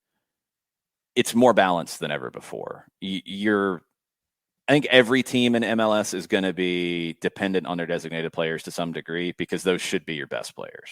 And there's such a disparity between salary, which usually helps define the quality or is a representation of the quality. And you're going to see that gap in every team in the league. I think Atlanta is maybe one of the teams that is least reliant purely on their designated players. If the DP doesn't have a good game, Atlanta can still find ways to win. I think there's some teams that can't. Looking down the line, and once again, folks, if I've missed a question about concerns or anything like that, please go ahead and resend them back in the queue. Not Your Aunt Martha had a question in general. Wanted to know about why you're as confident as you are that Atlanta will make the playoffs this year and Charlotte will not make the playoffs this year. Because I think Atlanta's a better team than Charlotte. I don't think Charlotte's depth is good enough to make the playoffs. Look, maybe they get lucky and they don't have any injuries and they get some new additions and everything's different. I said it before, and I will be clear about this. I'm talking about Charlotte right now as they're constructed. If they go out in the summer window and add a couple of pieces that make them a different team, then it's a different discussion. They got to show that they can do that because they didn't coming in. I think Atlanta's a better team. I do. I don't have a problem saying I think Atlanta's a good team. I don't think that should be a shocking statement. I really don't. I feel like after a loss, it is for everybody that if you say that, well, Atlanta's good. I don't get that. I'm sorry. They're on 10 points. They're 3-2-1. They're in fourth place in the East. That's pretty good. That's pretty good. You've had 20 minutes with Luis Araujo this season. You have not had one training session with your 3 designated players, with your 4 attacking players. You haven't had one training session. You're in fourth place.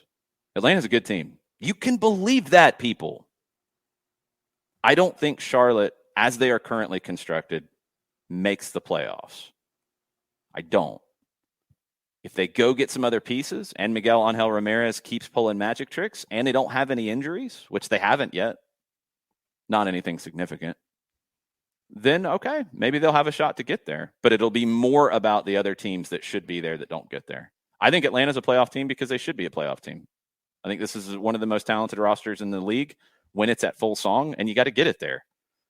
And when you're not there, you still got to find ways to win. And they've done a pretty good job of that so far this season. So I'm not down on Atlanta United at all. And maybe I'm a little too down on Charlotte, but I think so far Ramirez has done an amazing job in getting things out of a group that I don't think is as talented as some other rosters they're ahead of. I think Columbus is more talented than Charlotte. I think Toronto will have a different conversation about them in the second half when they get Insigne, but Bob Bradley's figuring things out. He figured out you can't play a line of 4 with what he has defensively, and that's helped them a ton. I think Montreal's a more talented team than Charlotte. I think NYC and New England obviously are more talented than Charlotte, and they're at the bottom of the Eastern Conference. So those are the reasons why I think Charlotte's not going to make the playoffs. Yeah, Shooter popped in earlier. Shooter's down bad right now. No, I get it. I mean, it's frustrating. I'm not worried about New England because this team has been there and done that. But do they win the Supporter Shield? No. No. Do they make the playoffs? Yeah, I think they do. But they're going to have a lower seed than I would have ever guessed. They'll get it figured out, I would think. If they don't, then it's a failure on their part. And I think this is what we do about punditry sometimes. And Martha, I'm not jumping at you. I don't want to do this, but I feel like I have to sometimes, because if I respond to anybody and I don't agree, sometimes it turns into like I'm attacking people. I'm not in any way. You ask a question, I'm going to answer it to you as real and genuine as I possibly can. If Charlotte makes the playoffs, I feel like it is more of a failure of a New England than a Charlotte proper build of a roster. If they get there, Miguel Angel Ramirez is probably the reason why, more than the roster. But I think the main reason why is other teams didn't get there that should have. I don't think it's a controversial statement to say New England is a better team on the paper than Charlotte. They should be. At the end of the season, I think they will be. Right now, they're not. And if they aren't, I don't think I'm off base by saying I think New England will be better than them today at the end of the season. If they don't get there, I don't think that makes me off base. I think it means New England failed in that case. It's not saying I'm never wrong. Please don't take it that way. Jeez. But yeah, New England should be better than Charlotte. They're not. Right now, it's not working. In the long run, I think it will. I think they will be ahead of Charlotte. I think they'll be in the playoffs. I think NYC will too. I think Montreal could be. I think Toronto could be. I think Columbus should be. I think Chicago's been a big surprise. Philadelphia, Orlando, Red Bulls, Atlanta ahead of Charlotte in the table right now. Yeah, I think those teams should be ahead of Charlotte in general. So I just think it's a numbers game. I don't think Charlotte makes the top 7. Also on the board this morning, let me see, ropes. And it's a topic that we haven't gotten into this morning with Atlanta United. Ropes excited about having a healthy roster whenever that happens. Ronaldo Cisneros looks legit. Defense was pretty solid, only allowing an impressive goal. That was his overreaction here on a Monday. Well, we did talk about it because I said Ronaldo Cisneros is probably your starter. It's one of the things that you learned in this game. He just gives you something different. I think Dwyer tries to give you what Joseph gave you, but he's not at the same level. I think Jackson needs games. I think he really needs to be with the twos and playing games with the twos. And, you have to have the extra cover. I get that, but he's not a starter at MLS right now. I want to see if he can be, but I think Cisneros gives you the best chance to win. He's got pace, which gives you something different, especially with what you have right now without Araujo. You get that pace of Cisneros. You get his work rate, which was outstanding. He's hungry. He wants to prove a point. Give him the opportunity to do that. I think he starts on Saturday. I think he's your starter while Joseph is out. I think that is a big thing you learned in this game. John Nason didn't think that Pineda was fast enough in recognizing that Thiago Almada should move centrally in place of Marcelino Moreno. Once he did, there was an immediate impact, just not enough time to produce. Also, with 5 subs now, halftime subs should be a weapon that need to be used in games like these. I'd like to see halftime subs used more in general across the board with all managers because, I think they can be used more effectively as a weapon. Almada was in the middle plenty, and he was on the wing plenty. I don't get hung up on that. I know a lot of other people do. Hey, it's your prerogative. I don't, because I think they both end up in the middle and out wide about where they should be. I'll go more general than positioning with Almada and with Moreno. I want to see the team play through Almada more and play to Moreno more, as opposed to playing through Moreno more and to Almada. I think Moreno is better at the end of a play I think Almada is the one I want to see, and he did it more yesterday, drop and help build the play when he has to. I want to see him carry the team forward more and Moreno be in the final third in dangerous spots more. And if that's central or wide or whatever, I don't care about that. I just want to see Almada with more touches. And I think that will make the team better in general. And I think that's something that's evolving as Almada is getting more comfortable being that guy. Noticed him yesterday. He was getting very demonstrative, not angry, but wanting the ball, demanding the ball, wanting more. That was good. He's going to have to be that player for, I think, Atlanta to reach the heights that they can. And if he's feeding Moreno more, whether it's feeding him to the flank or feeding him inside, which he did both yesterday, that's what I think will make them more effective rather than a positional thing. Emilio's asking who has more experience, Ronaldo Cisneros or Jackson Conway? Cisneros. He's older. Game experience at the first and second division level, Cisneros has it. Second division level is pretty similar, honestly, because I think Cisneros has been one of those guys that just hasn't busted through in Mexico.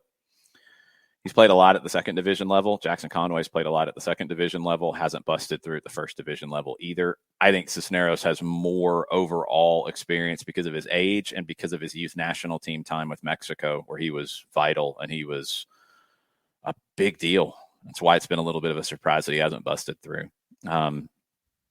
I think Cisneros has maybe a little more experience in playing the way that Pineda wants to play as well, as opposed to Jackson, who is a little bit different kind of a player. But ultimately, it comes down to their personalities as a player for me. I think Cisneros is a better fit. Will's asking, and I don't know if we have an answer for this, how close is Luis Araujo to being back?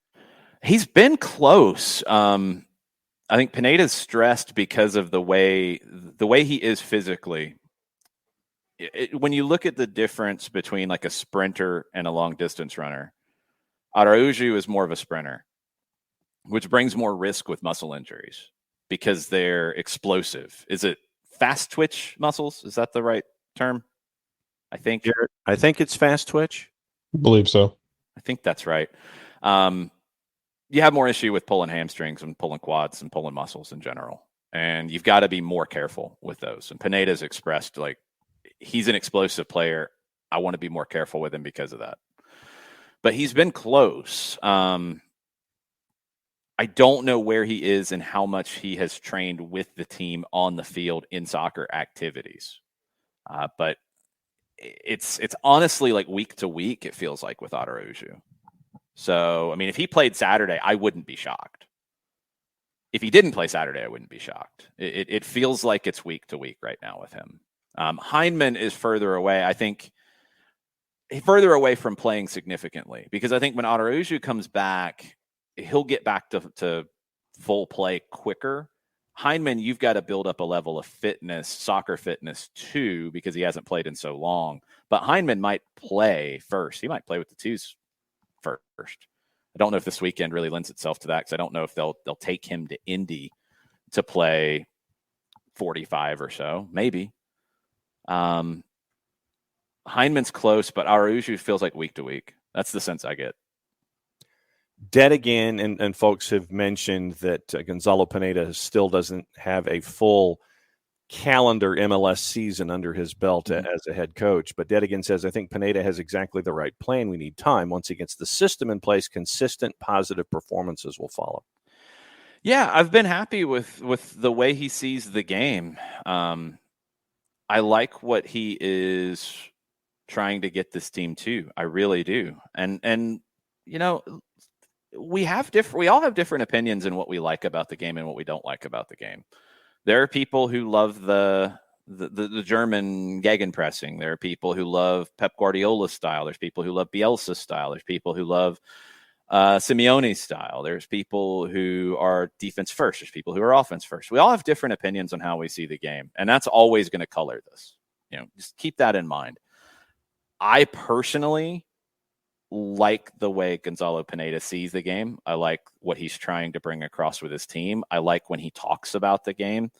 I feel like I have a lot of kind of similar things in how I see the game, what I like, what I don't like. So yeah, I'm probably a little biased in that regard. Coming into it, I was trying to pull up Pineda's all-time record, and I don't have it in front of me. He's won a lot more than he's lost or drawn. He's done a good job in the time he's had, and he's had a lot of different things to deal with. He had to come in midseason last year and get a team into the playoffs. He did. Nearly got them to host a home game. He has started the season well with a lot of injuries. Okay. I like where things are. I really do. I like the culture around the team. I like the vibe around the team. I like what they're trying to do. I like where they are right now and where they can be in the future. So, yeah, I'm very happy with Gonzalo Pineda in charge. Very, very happy. Burned in discussing Atlanta United in general says, I have my doubt that possession football actually works in MLS. You need a consistent technical superiority of a certain degree over the opponents to make that work consistently. And I'm not sure you can have that in Major League Soccer due to roster rules and caps. Yeah, you can. I think you can. I disagree, and I'm never going to be of the mind of no, you don't want the ball. That just it goes back to just how I feel about the game. And look, if that colors where you might disagree with things I say, that's fine. But understand exactly where it's coming from. You have to make a decision in the game, in my mind, to the way I play or what I like. Is it based around having the ball or not having the ball? You have to make that decision. That's number one. That's at the front. You can have the ball in a number of different ways. You cannot have the ball in a number of different ways. But do you want the ball or do you not want the ball? I always want the ball. I always want more of the ball because I want a team that can do more with the ball. I don't want them to be reliant on playing without the ball. So I'm never going to agree with that mentality. And I understand the point that Bernd is making, but I do think there are significant differences technically in this league. I think Atlanta is significantly better technically than most teams in the league. Are you going to have games where you play against a team that is very good with the ball? Yeah. But I think you see teams in other leagues who don't have that huge advantage, who are good with the ball and do things with the ball. I don't think it's purely about, well, you can't have better players, so you can't play with the ball. Because that's what people will say to try to diminish Pep Guardiola. He's got great players, and that's why he can play the way that he does. Well, of course he's got great players, and he can play the way that he does because he's got great technical players. But that doesn't mean his style can't work. It doesn't mean that it can't happen. It doesn't mean that you can't play with the ball if you don't have a huge advantage. Because, I mean, notice Pep's done pretty well against teams with a lot of money to spend and a lot of good players on the field. He's done pretty well in those games over his career. You can do it. Is it sometimes harder? Sure. But I have no problem with having any of the back line, Campbell, Robinson, Franco, on the ball. I have no problem with Lennon, Gutman on the ball. I have no problem with Sosa on the ball. No problem with Almada, Moreno on the ball. No problem with Joseph on the ball. You have some players who maybe you don't want on the ball as much. You want them on the ball in different ways. Franco Ibarra has gotten a lot better on the ball, by the way. He's a lot more confident in possession. That was really good to see yesterday. I thought he put in a really good shift off the bench. Really strong. I was really happy with Franco. Mulroney, do you want to play through him all the time? No. Do you want him in those 1v1 situations where he can, destabilize the defense? Yeah. So look, I'm always going to say I want more of the ball, and I'm always going to believe in playing that way. Is it at times harder when you don't have these huge advantages? Yeah, of course. But if you don't have a team that can run fast and work hard, it's going to be a big disadvantage to play defensively too. That's just the game. You have to craft your tactics to what you have. You have to build the team you want based off your philosophy. And I think Atlanta United has the team they want based off the philosophy that the club believes in. Gonzalo Pineda buys into that. He crafts the tactics game to game based off who he has available and what works. That's a little bit of your flow chart. Ricky is asking, why does it feel that Atlanta tries to play games in quotation marks the right way, and when teams muck it up and get away with it, we don't either do the same or don't handle it well? I don't know if that's a little bit of a shot about the right way thing. Personally, I think it's the right way to play with the ball. That's how I feel. It's how a lot of people feel. It's how some people don't feel. That's fine. I don't think this team is built to muck it up. I don't think, I don't think Marcelino Moreno is a player who's going to muck anything up, really. I don't think Jake Mulroney's a guy who's going to muck things up. I don't think Brooks Lennon's a guy who's going to muck things up. I don't think it's their personality. The team is built to play the way that they think is the right way to play. And they're not a muck it up team. Just like Philadelphia is not a team that's built to play with the ball. That's why Kasper Shabilko left, and that's why they've got different players up top. That's why they've evolved that team, Jamiro Montero. They got even harder running. Montero could fit that style. I think he fits a different style better. But you build the team to play the way you want. So to say just then flip it and muck it up, you're not built to play that way. So I don't think you can do that. You have to make the decision on what you think the right way is. And you do that at the club level. You do that at the top level. And I think Atlanta's shown you by now that they're going to go get attacking players. They're going to go get technical players. They're going to get players who are ball dominant and fit the way very broadly that Atlanta United believes is the right way to play. And I like it. I think it's a good thing. I think it's a great thing. I think it's great for kids in Atlanta. It's great for fans in Atlanta to see this kind of soccer. I think it's a great display for the game. It's a better display than others, in my opinion. That doesn't mean you can't win in other ways. But in my opinion, I think this is the best way to play. I think it's the best way to teach the game. That's where I'm at. A couple of Caleb Wiley questions have come in on both timelines. One involving the substitution in the match. With 10 minutes to go. It was, I guess, the Goldilocks question from Colonel. Too soon, too late, or just right? And then that was about right. Could it have been a little sooner? Sure. I wouldn't have went like a whole lot sooner. I'm not gonna like quibble over a few minutes either way.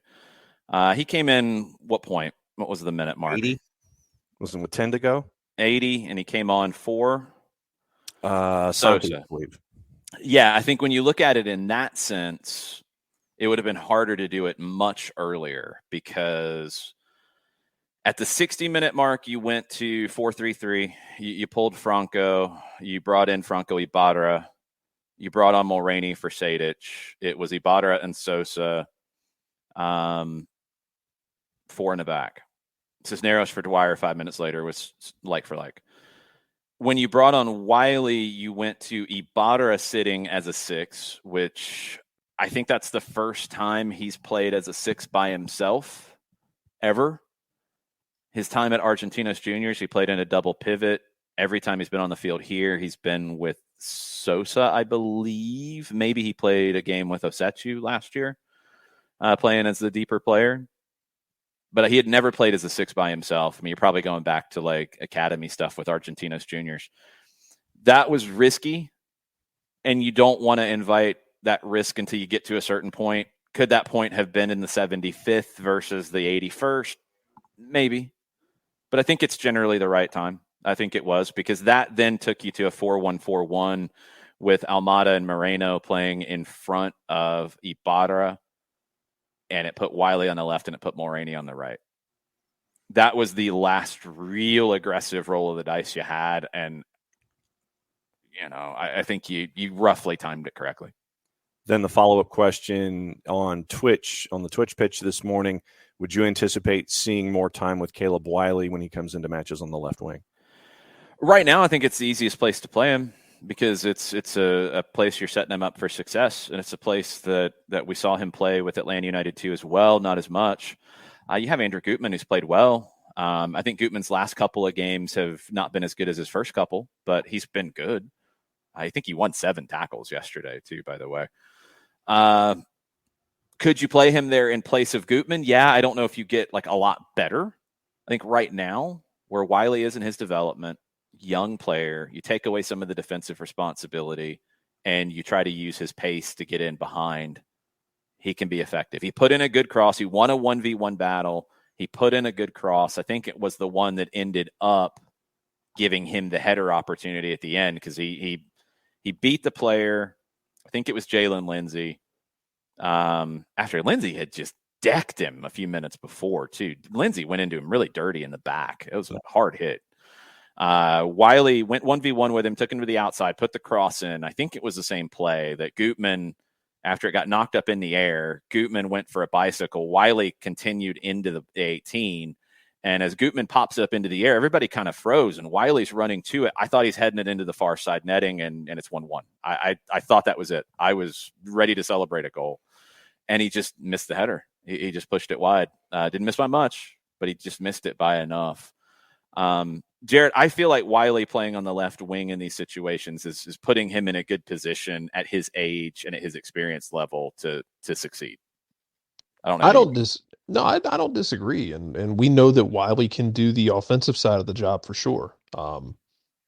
It's going to be a work in progress for him, and that's the thing we got to remember with all these young players is everything is a work in progress. It's you want to put them in a position to succeed as much as humanly possible, but you got to pick your spots with them because they're still kids in the grand scheme of things. That's okay. I mean, they're going to make mistakes. They're going to have good times. They're going to have bad times. They're still kids, and you put them in the right position to succeed. He was in a position to succeed yesterday.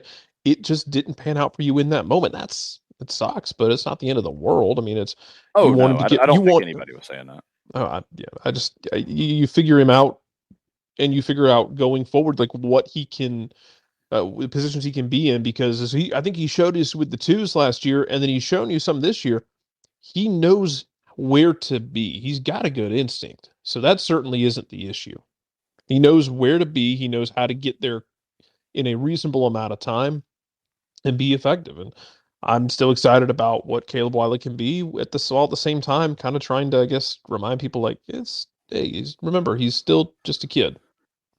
Yeah, sorry, I don't think that was. I really hope not. If people are getting down on a 17-year-old for where he is as a 17-year-old right now, I'm sorry, y'all gotta stop with that. I wasn't trying to take it there. I think it's more of he can play on the left wing right now because you have a very good left back in Andrew Gutman. And as a young player, and we saw Alphonso Davies go through this as well, where you're getting him his first minutes more in an attack-minded position because it lessens the defensive responsibility on him, and he can focus on, I think, ways he can impact the game in that end. And if he makes a mistake, you're not going to get punished as much. And he'll get some time at left back. But right now, where he can be most effective is playing on the left wing with his pace. And he has been pretty effective. And I want to continue to see more from him. And he had an opportunity here. He had a big moment. He wasn't able to put it away. I don't think that will be the case for long with Caleb. I think he's going to continue to improve and continue to get more time. Concern from Vader. Our ability on the ball is lacking to me. First touch disappoints me a lot, but hey, that's just my opinion. Yeah, I don't see that, Vader. I'm sorry. I don't see an issue with the first touch that I can really think of all that much. Trying to think. I mean, are you going to have first touches that get away from people? Yeah. You're not going to be perfect with that. Even your most technical players in the world are going to have touches that get away from them. I think you've had some of that because you do have all the time. I don't think it's been glaring. That's where I'm at with it. I think you built a team to have a good first touch. And in general, I think you have a better first touch than a lot of teams in the league. So I'm not seeing that as much. I don't put dribbling into that category, by the way. Like, that's a different conversation entirely, where you're going 1v1 with a player and you are trying something to beat them. If you take a heavy touch to run around them to get there and you lose it, that's different than touch for me. I'm talking about control. When I go first touch, I'm talking about ball played to you, how you control it. If you have a good first touch, you're either moving it where you want to move it with your first touch, And those are the ones that I love, where you almost pass it to yourself into space, or you're controlling a more difficult ball really well, and then you can do whatever you want with it. That's where I'm at with first touch. I think Atlanta's got good first touch. There's players who are better than others, but I haven't noticed that being a glaring issue in general. And I don't think it will be over the whole season. I don't see that. And to the point that you made early in the first hour, Uncle comes back about taking too long to switch sides. Uncle says, still appears there's no connection between the back line and attacking players. Well, no, that's completely different, John. When that's not switching sides, that's back to front. I'm talking left to right, right to left. Do you understand? Yeah, no, I am. I'm just saying what you said is not what you linked it, and it's not what I said. Okay. No, so then let me disconnect the link from the first hour. Hold on. Let me clarify, because you brought it up. Right. When I'm talking side to side, switching, I'm not talking back line to front line. That's not switching. Not if you're not if you're with me. Right. Because you just kept staring at me. I thought you were, hostage or something. No. Switching is left to right, right to left. Moving from the back line to the front is progressing. It's not switching. Entiendo? Yeah, I'm with you. Okay. So that what Uncle's saying, yeah, I'm okay with saying that. And it's something you need to improve. It's something that you want to get out of your own half, in control, into the attacking half. Some teams are going to make that more difficult than others. I think Charlotte's a good defensive team, a good pressing team. That's something that you want to see from a Miguel Angel Ramirez team. We'll go about 7 more minutes. I'm out at 11:10 because I'd like to get on the road, and I actually do have to check out of a hotel. John does too, if he's not being held hostage. Just checking. No. Okay, good. He's still with us. Yeah. Absolutely. I thought maybe Miguel Angel Ramirez had got to you. I don't know. No. So you need to do a couple of things, and we talked about this a lot with build-up play. When you build up the play cleanly, you can get into the attacking half more effectively. When you have problems building up the play out of the back, you're not able to get into the attacking half either as fast or as organized, and it affects you going forward. You need to get better at that. You do. All the different pieces, I think, have been a little part of it. You've had we've seen a game with Robinson and Campbell at center back against Kansas City. We saw a game with Franco and Robinson at center back with Campbell as a defensive mid in Colorado. What else have we seen this year? We've seen Franco and Campbell, not Robinson. We've seen the 3 yesterday. So that's part of it. It's different at all times. You had Ronald Hernandez at right back. Now you have Brooks Lennon. Gutman's been ever present. You've had Alonso, Campbell, and Sosa as your 6, which is a huge part of your buildup. You got to get some continuity in those positions, and I think that'll clean up. I do. But yeah, you're right. That when you don't build up play quickly, efficiently, and cleanly, clean is the most important thing. Pep has said 15 passes to stay organized, get into the attacking half. It's not like you have to add 5 more passes if you can't get there in 10. Generally, it takes passes to connect the team to get forward in an organized way, the way you want. But if you can do it quicker, great. If you need a couple more, that's cool. If you do it cleanly and organized, where it's hard and then you're scrambling, then you're probably going to lose it in that middle third. So to combine a couple of points from today, one area where Atlanta United can get better is building up play cleanly, which will get them into the middle third more cleanly, which will allow them to have more opportunities to progress into the final third in a more effective way, and they don't get stuck as much, either around midfield or in the more progressed half of their defensive half, if that makes sense. When that cleans up, that will help the team get forward in a much better way, for sure. Modaflow. Can we finish Charlotte talk by pointing out that Alcivar is a great get and proof you don't need to only scout Brazil and Argentina? Yes, I'm still salty. He's still salty, and he's correct. Jordi Alcivar, very good player. Took him a minute to get into Miguel Angel Ramirez's team. He wasn't in the team early on. He's adjusted. Good, like attacking 8 is how I would describe him. I don't think he's a pure 10, but he's got some playmaking about him. Good player. Really, really good player. And yeah, you get Alcivar and you get Franco and you get Corujo from Uruguay. He was at Nacional, a big club in Uruguay, not Peñarol, but a big club, not an attacking player like your Facundo Torres, like your Rossi, like your Rodriguez, guys who have come from Peñarol and been splash guys in this league. Corujo, I thought, was their man of the match. Alcivar, Franco, both very, very good. Yes, you can scout other places. It doesn't mean you shouldn't scout Argentina or Brazil because there's very good players there, and there's very good players at clubs below the top clubs. Of course, Santi Sosa has been great, but Franco Ibarra has been a really good pickup from Argentinos Juniors. Eric Remedi was a very good pickup from Banfield.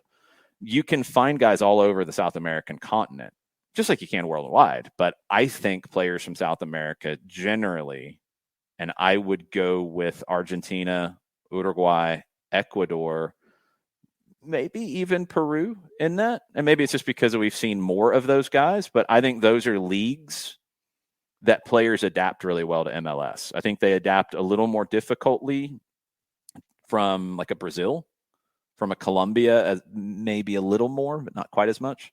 But yeah, you can look everywhere, and you continue to need to. Because when you're looking in the high-profile leagues, there's going to be bidding wars. There's going to be more competition for signatures. If you go to other places, hey, you might be able to corner the market. David C. 3P. Only got to see part of the game because of youth soccer, but seeing week in and week out defenders trying to grab and pull back Marcelino Moreno only to see them fall on their face is so fun to me. He's surprisingly strong on the ball for his size and build. He is, and we'll end it here. We'll get a final thought from Jarrett and John before we go, just because I'm out of time and I'd like to get home at some decent time today before rush hour hits. Yes. Moreno has a lot of core strength, and he doesn't look like a guy who can run through arm tackles, but it feels like every game he is running through arm tackles like an SEC running back. He's not built like an SEC running back, but his core is so strong, he's able to run through that kind of stuff and shrug that kind of stuff off and not really lose his balance. I think maybe that's the other thing about Marcelino that is so surprising is his balance is impeccable. He gets hit and he rarely stumbles. I don't know. I don't know what that is because he doesn't even have like that low of a center of gravity. Like you would see that with a Maradona, you see that with Messi sometimes because they're short and they have that.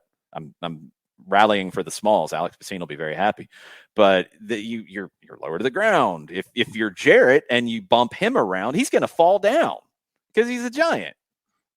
But if you bump a short guy, just catching strays. Yeah, you should. You always take shots at the smalls. I'm defending the smalls here.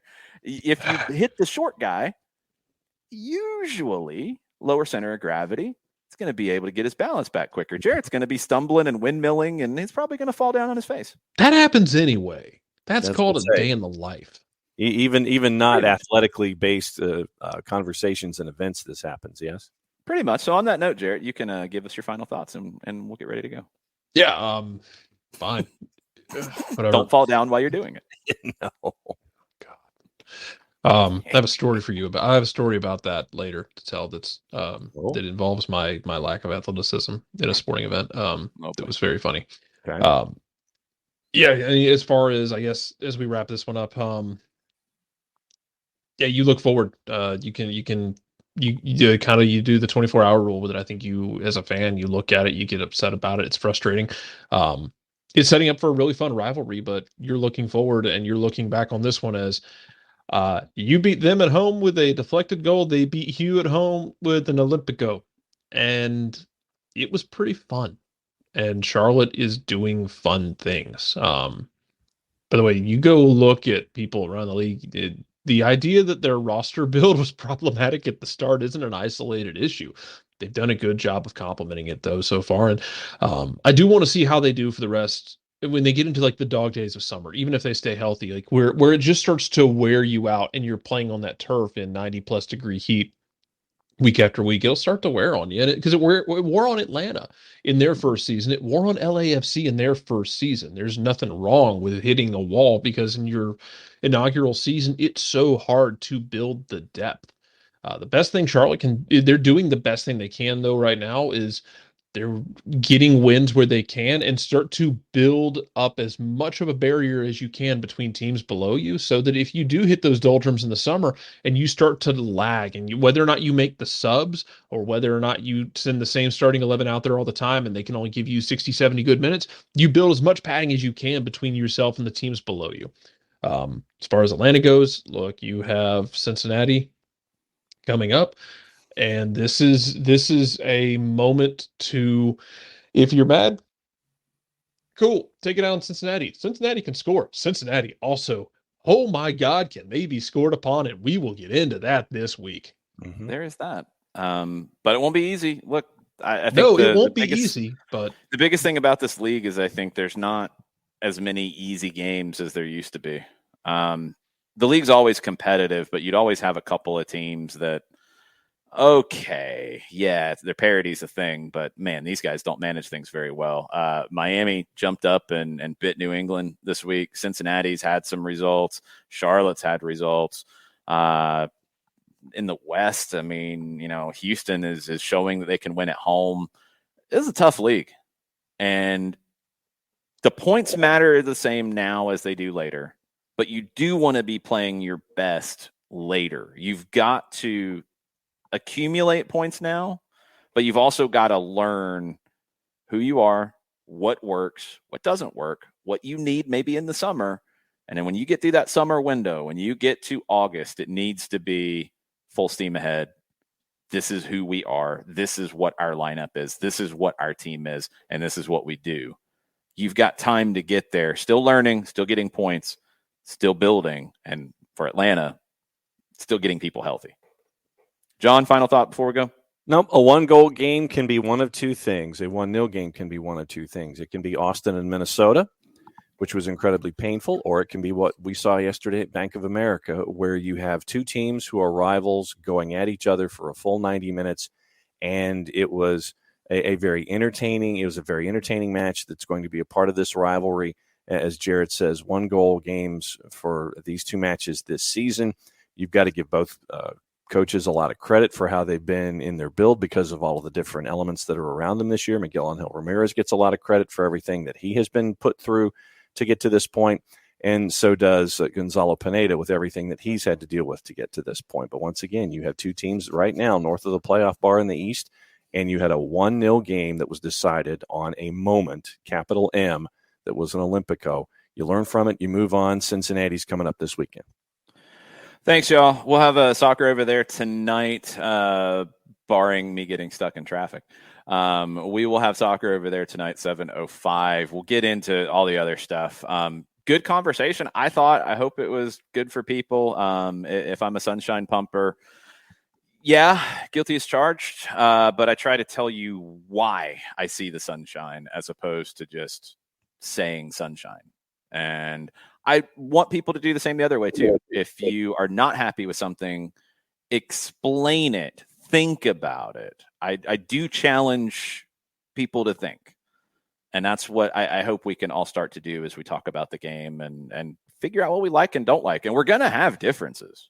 We're going to have differences about how we see a game. We're going to have differences about how we see tactics, how we see what's good, what's bad. That's normal and that's good. And that's what this game creates. And you see that in every great soccer country around the world. And I hope we see more of that here rather than just negative, toxic, angry. We need more than that. We need thought. And we're going to try to provoke thought anyway. And whether we're right, wrong, or misleading or not properly sourced or whatever you want to say, we're going to do our best to make you think in this show. And we're going to think as well. And we will think a little bit more later today. Soccer over there. We'll talk about City and Liverpool. We'll talk about VAR in Argentina, which is an interesting whole thing that is insane. We'll talk about people running onto the field and throwing things onto the field like morons, because that happened again this weekend in multiple places. We'll talk about takeovers in the lower divisions in England, and we will talk about Serie A, which is the best title race right now in the big leagues in Italy. And it seems like nobody wants to win the thing because people keep dropping points. We'll talk about all that tonight, soccer over there. We'll make our picks of the week. Y'all have a good rest of the day. Mucha plata, y'all. Mucha plata, y'all. Mucho platio.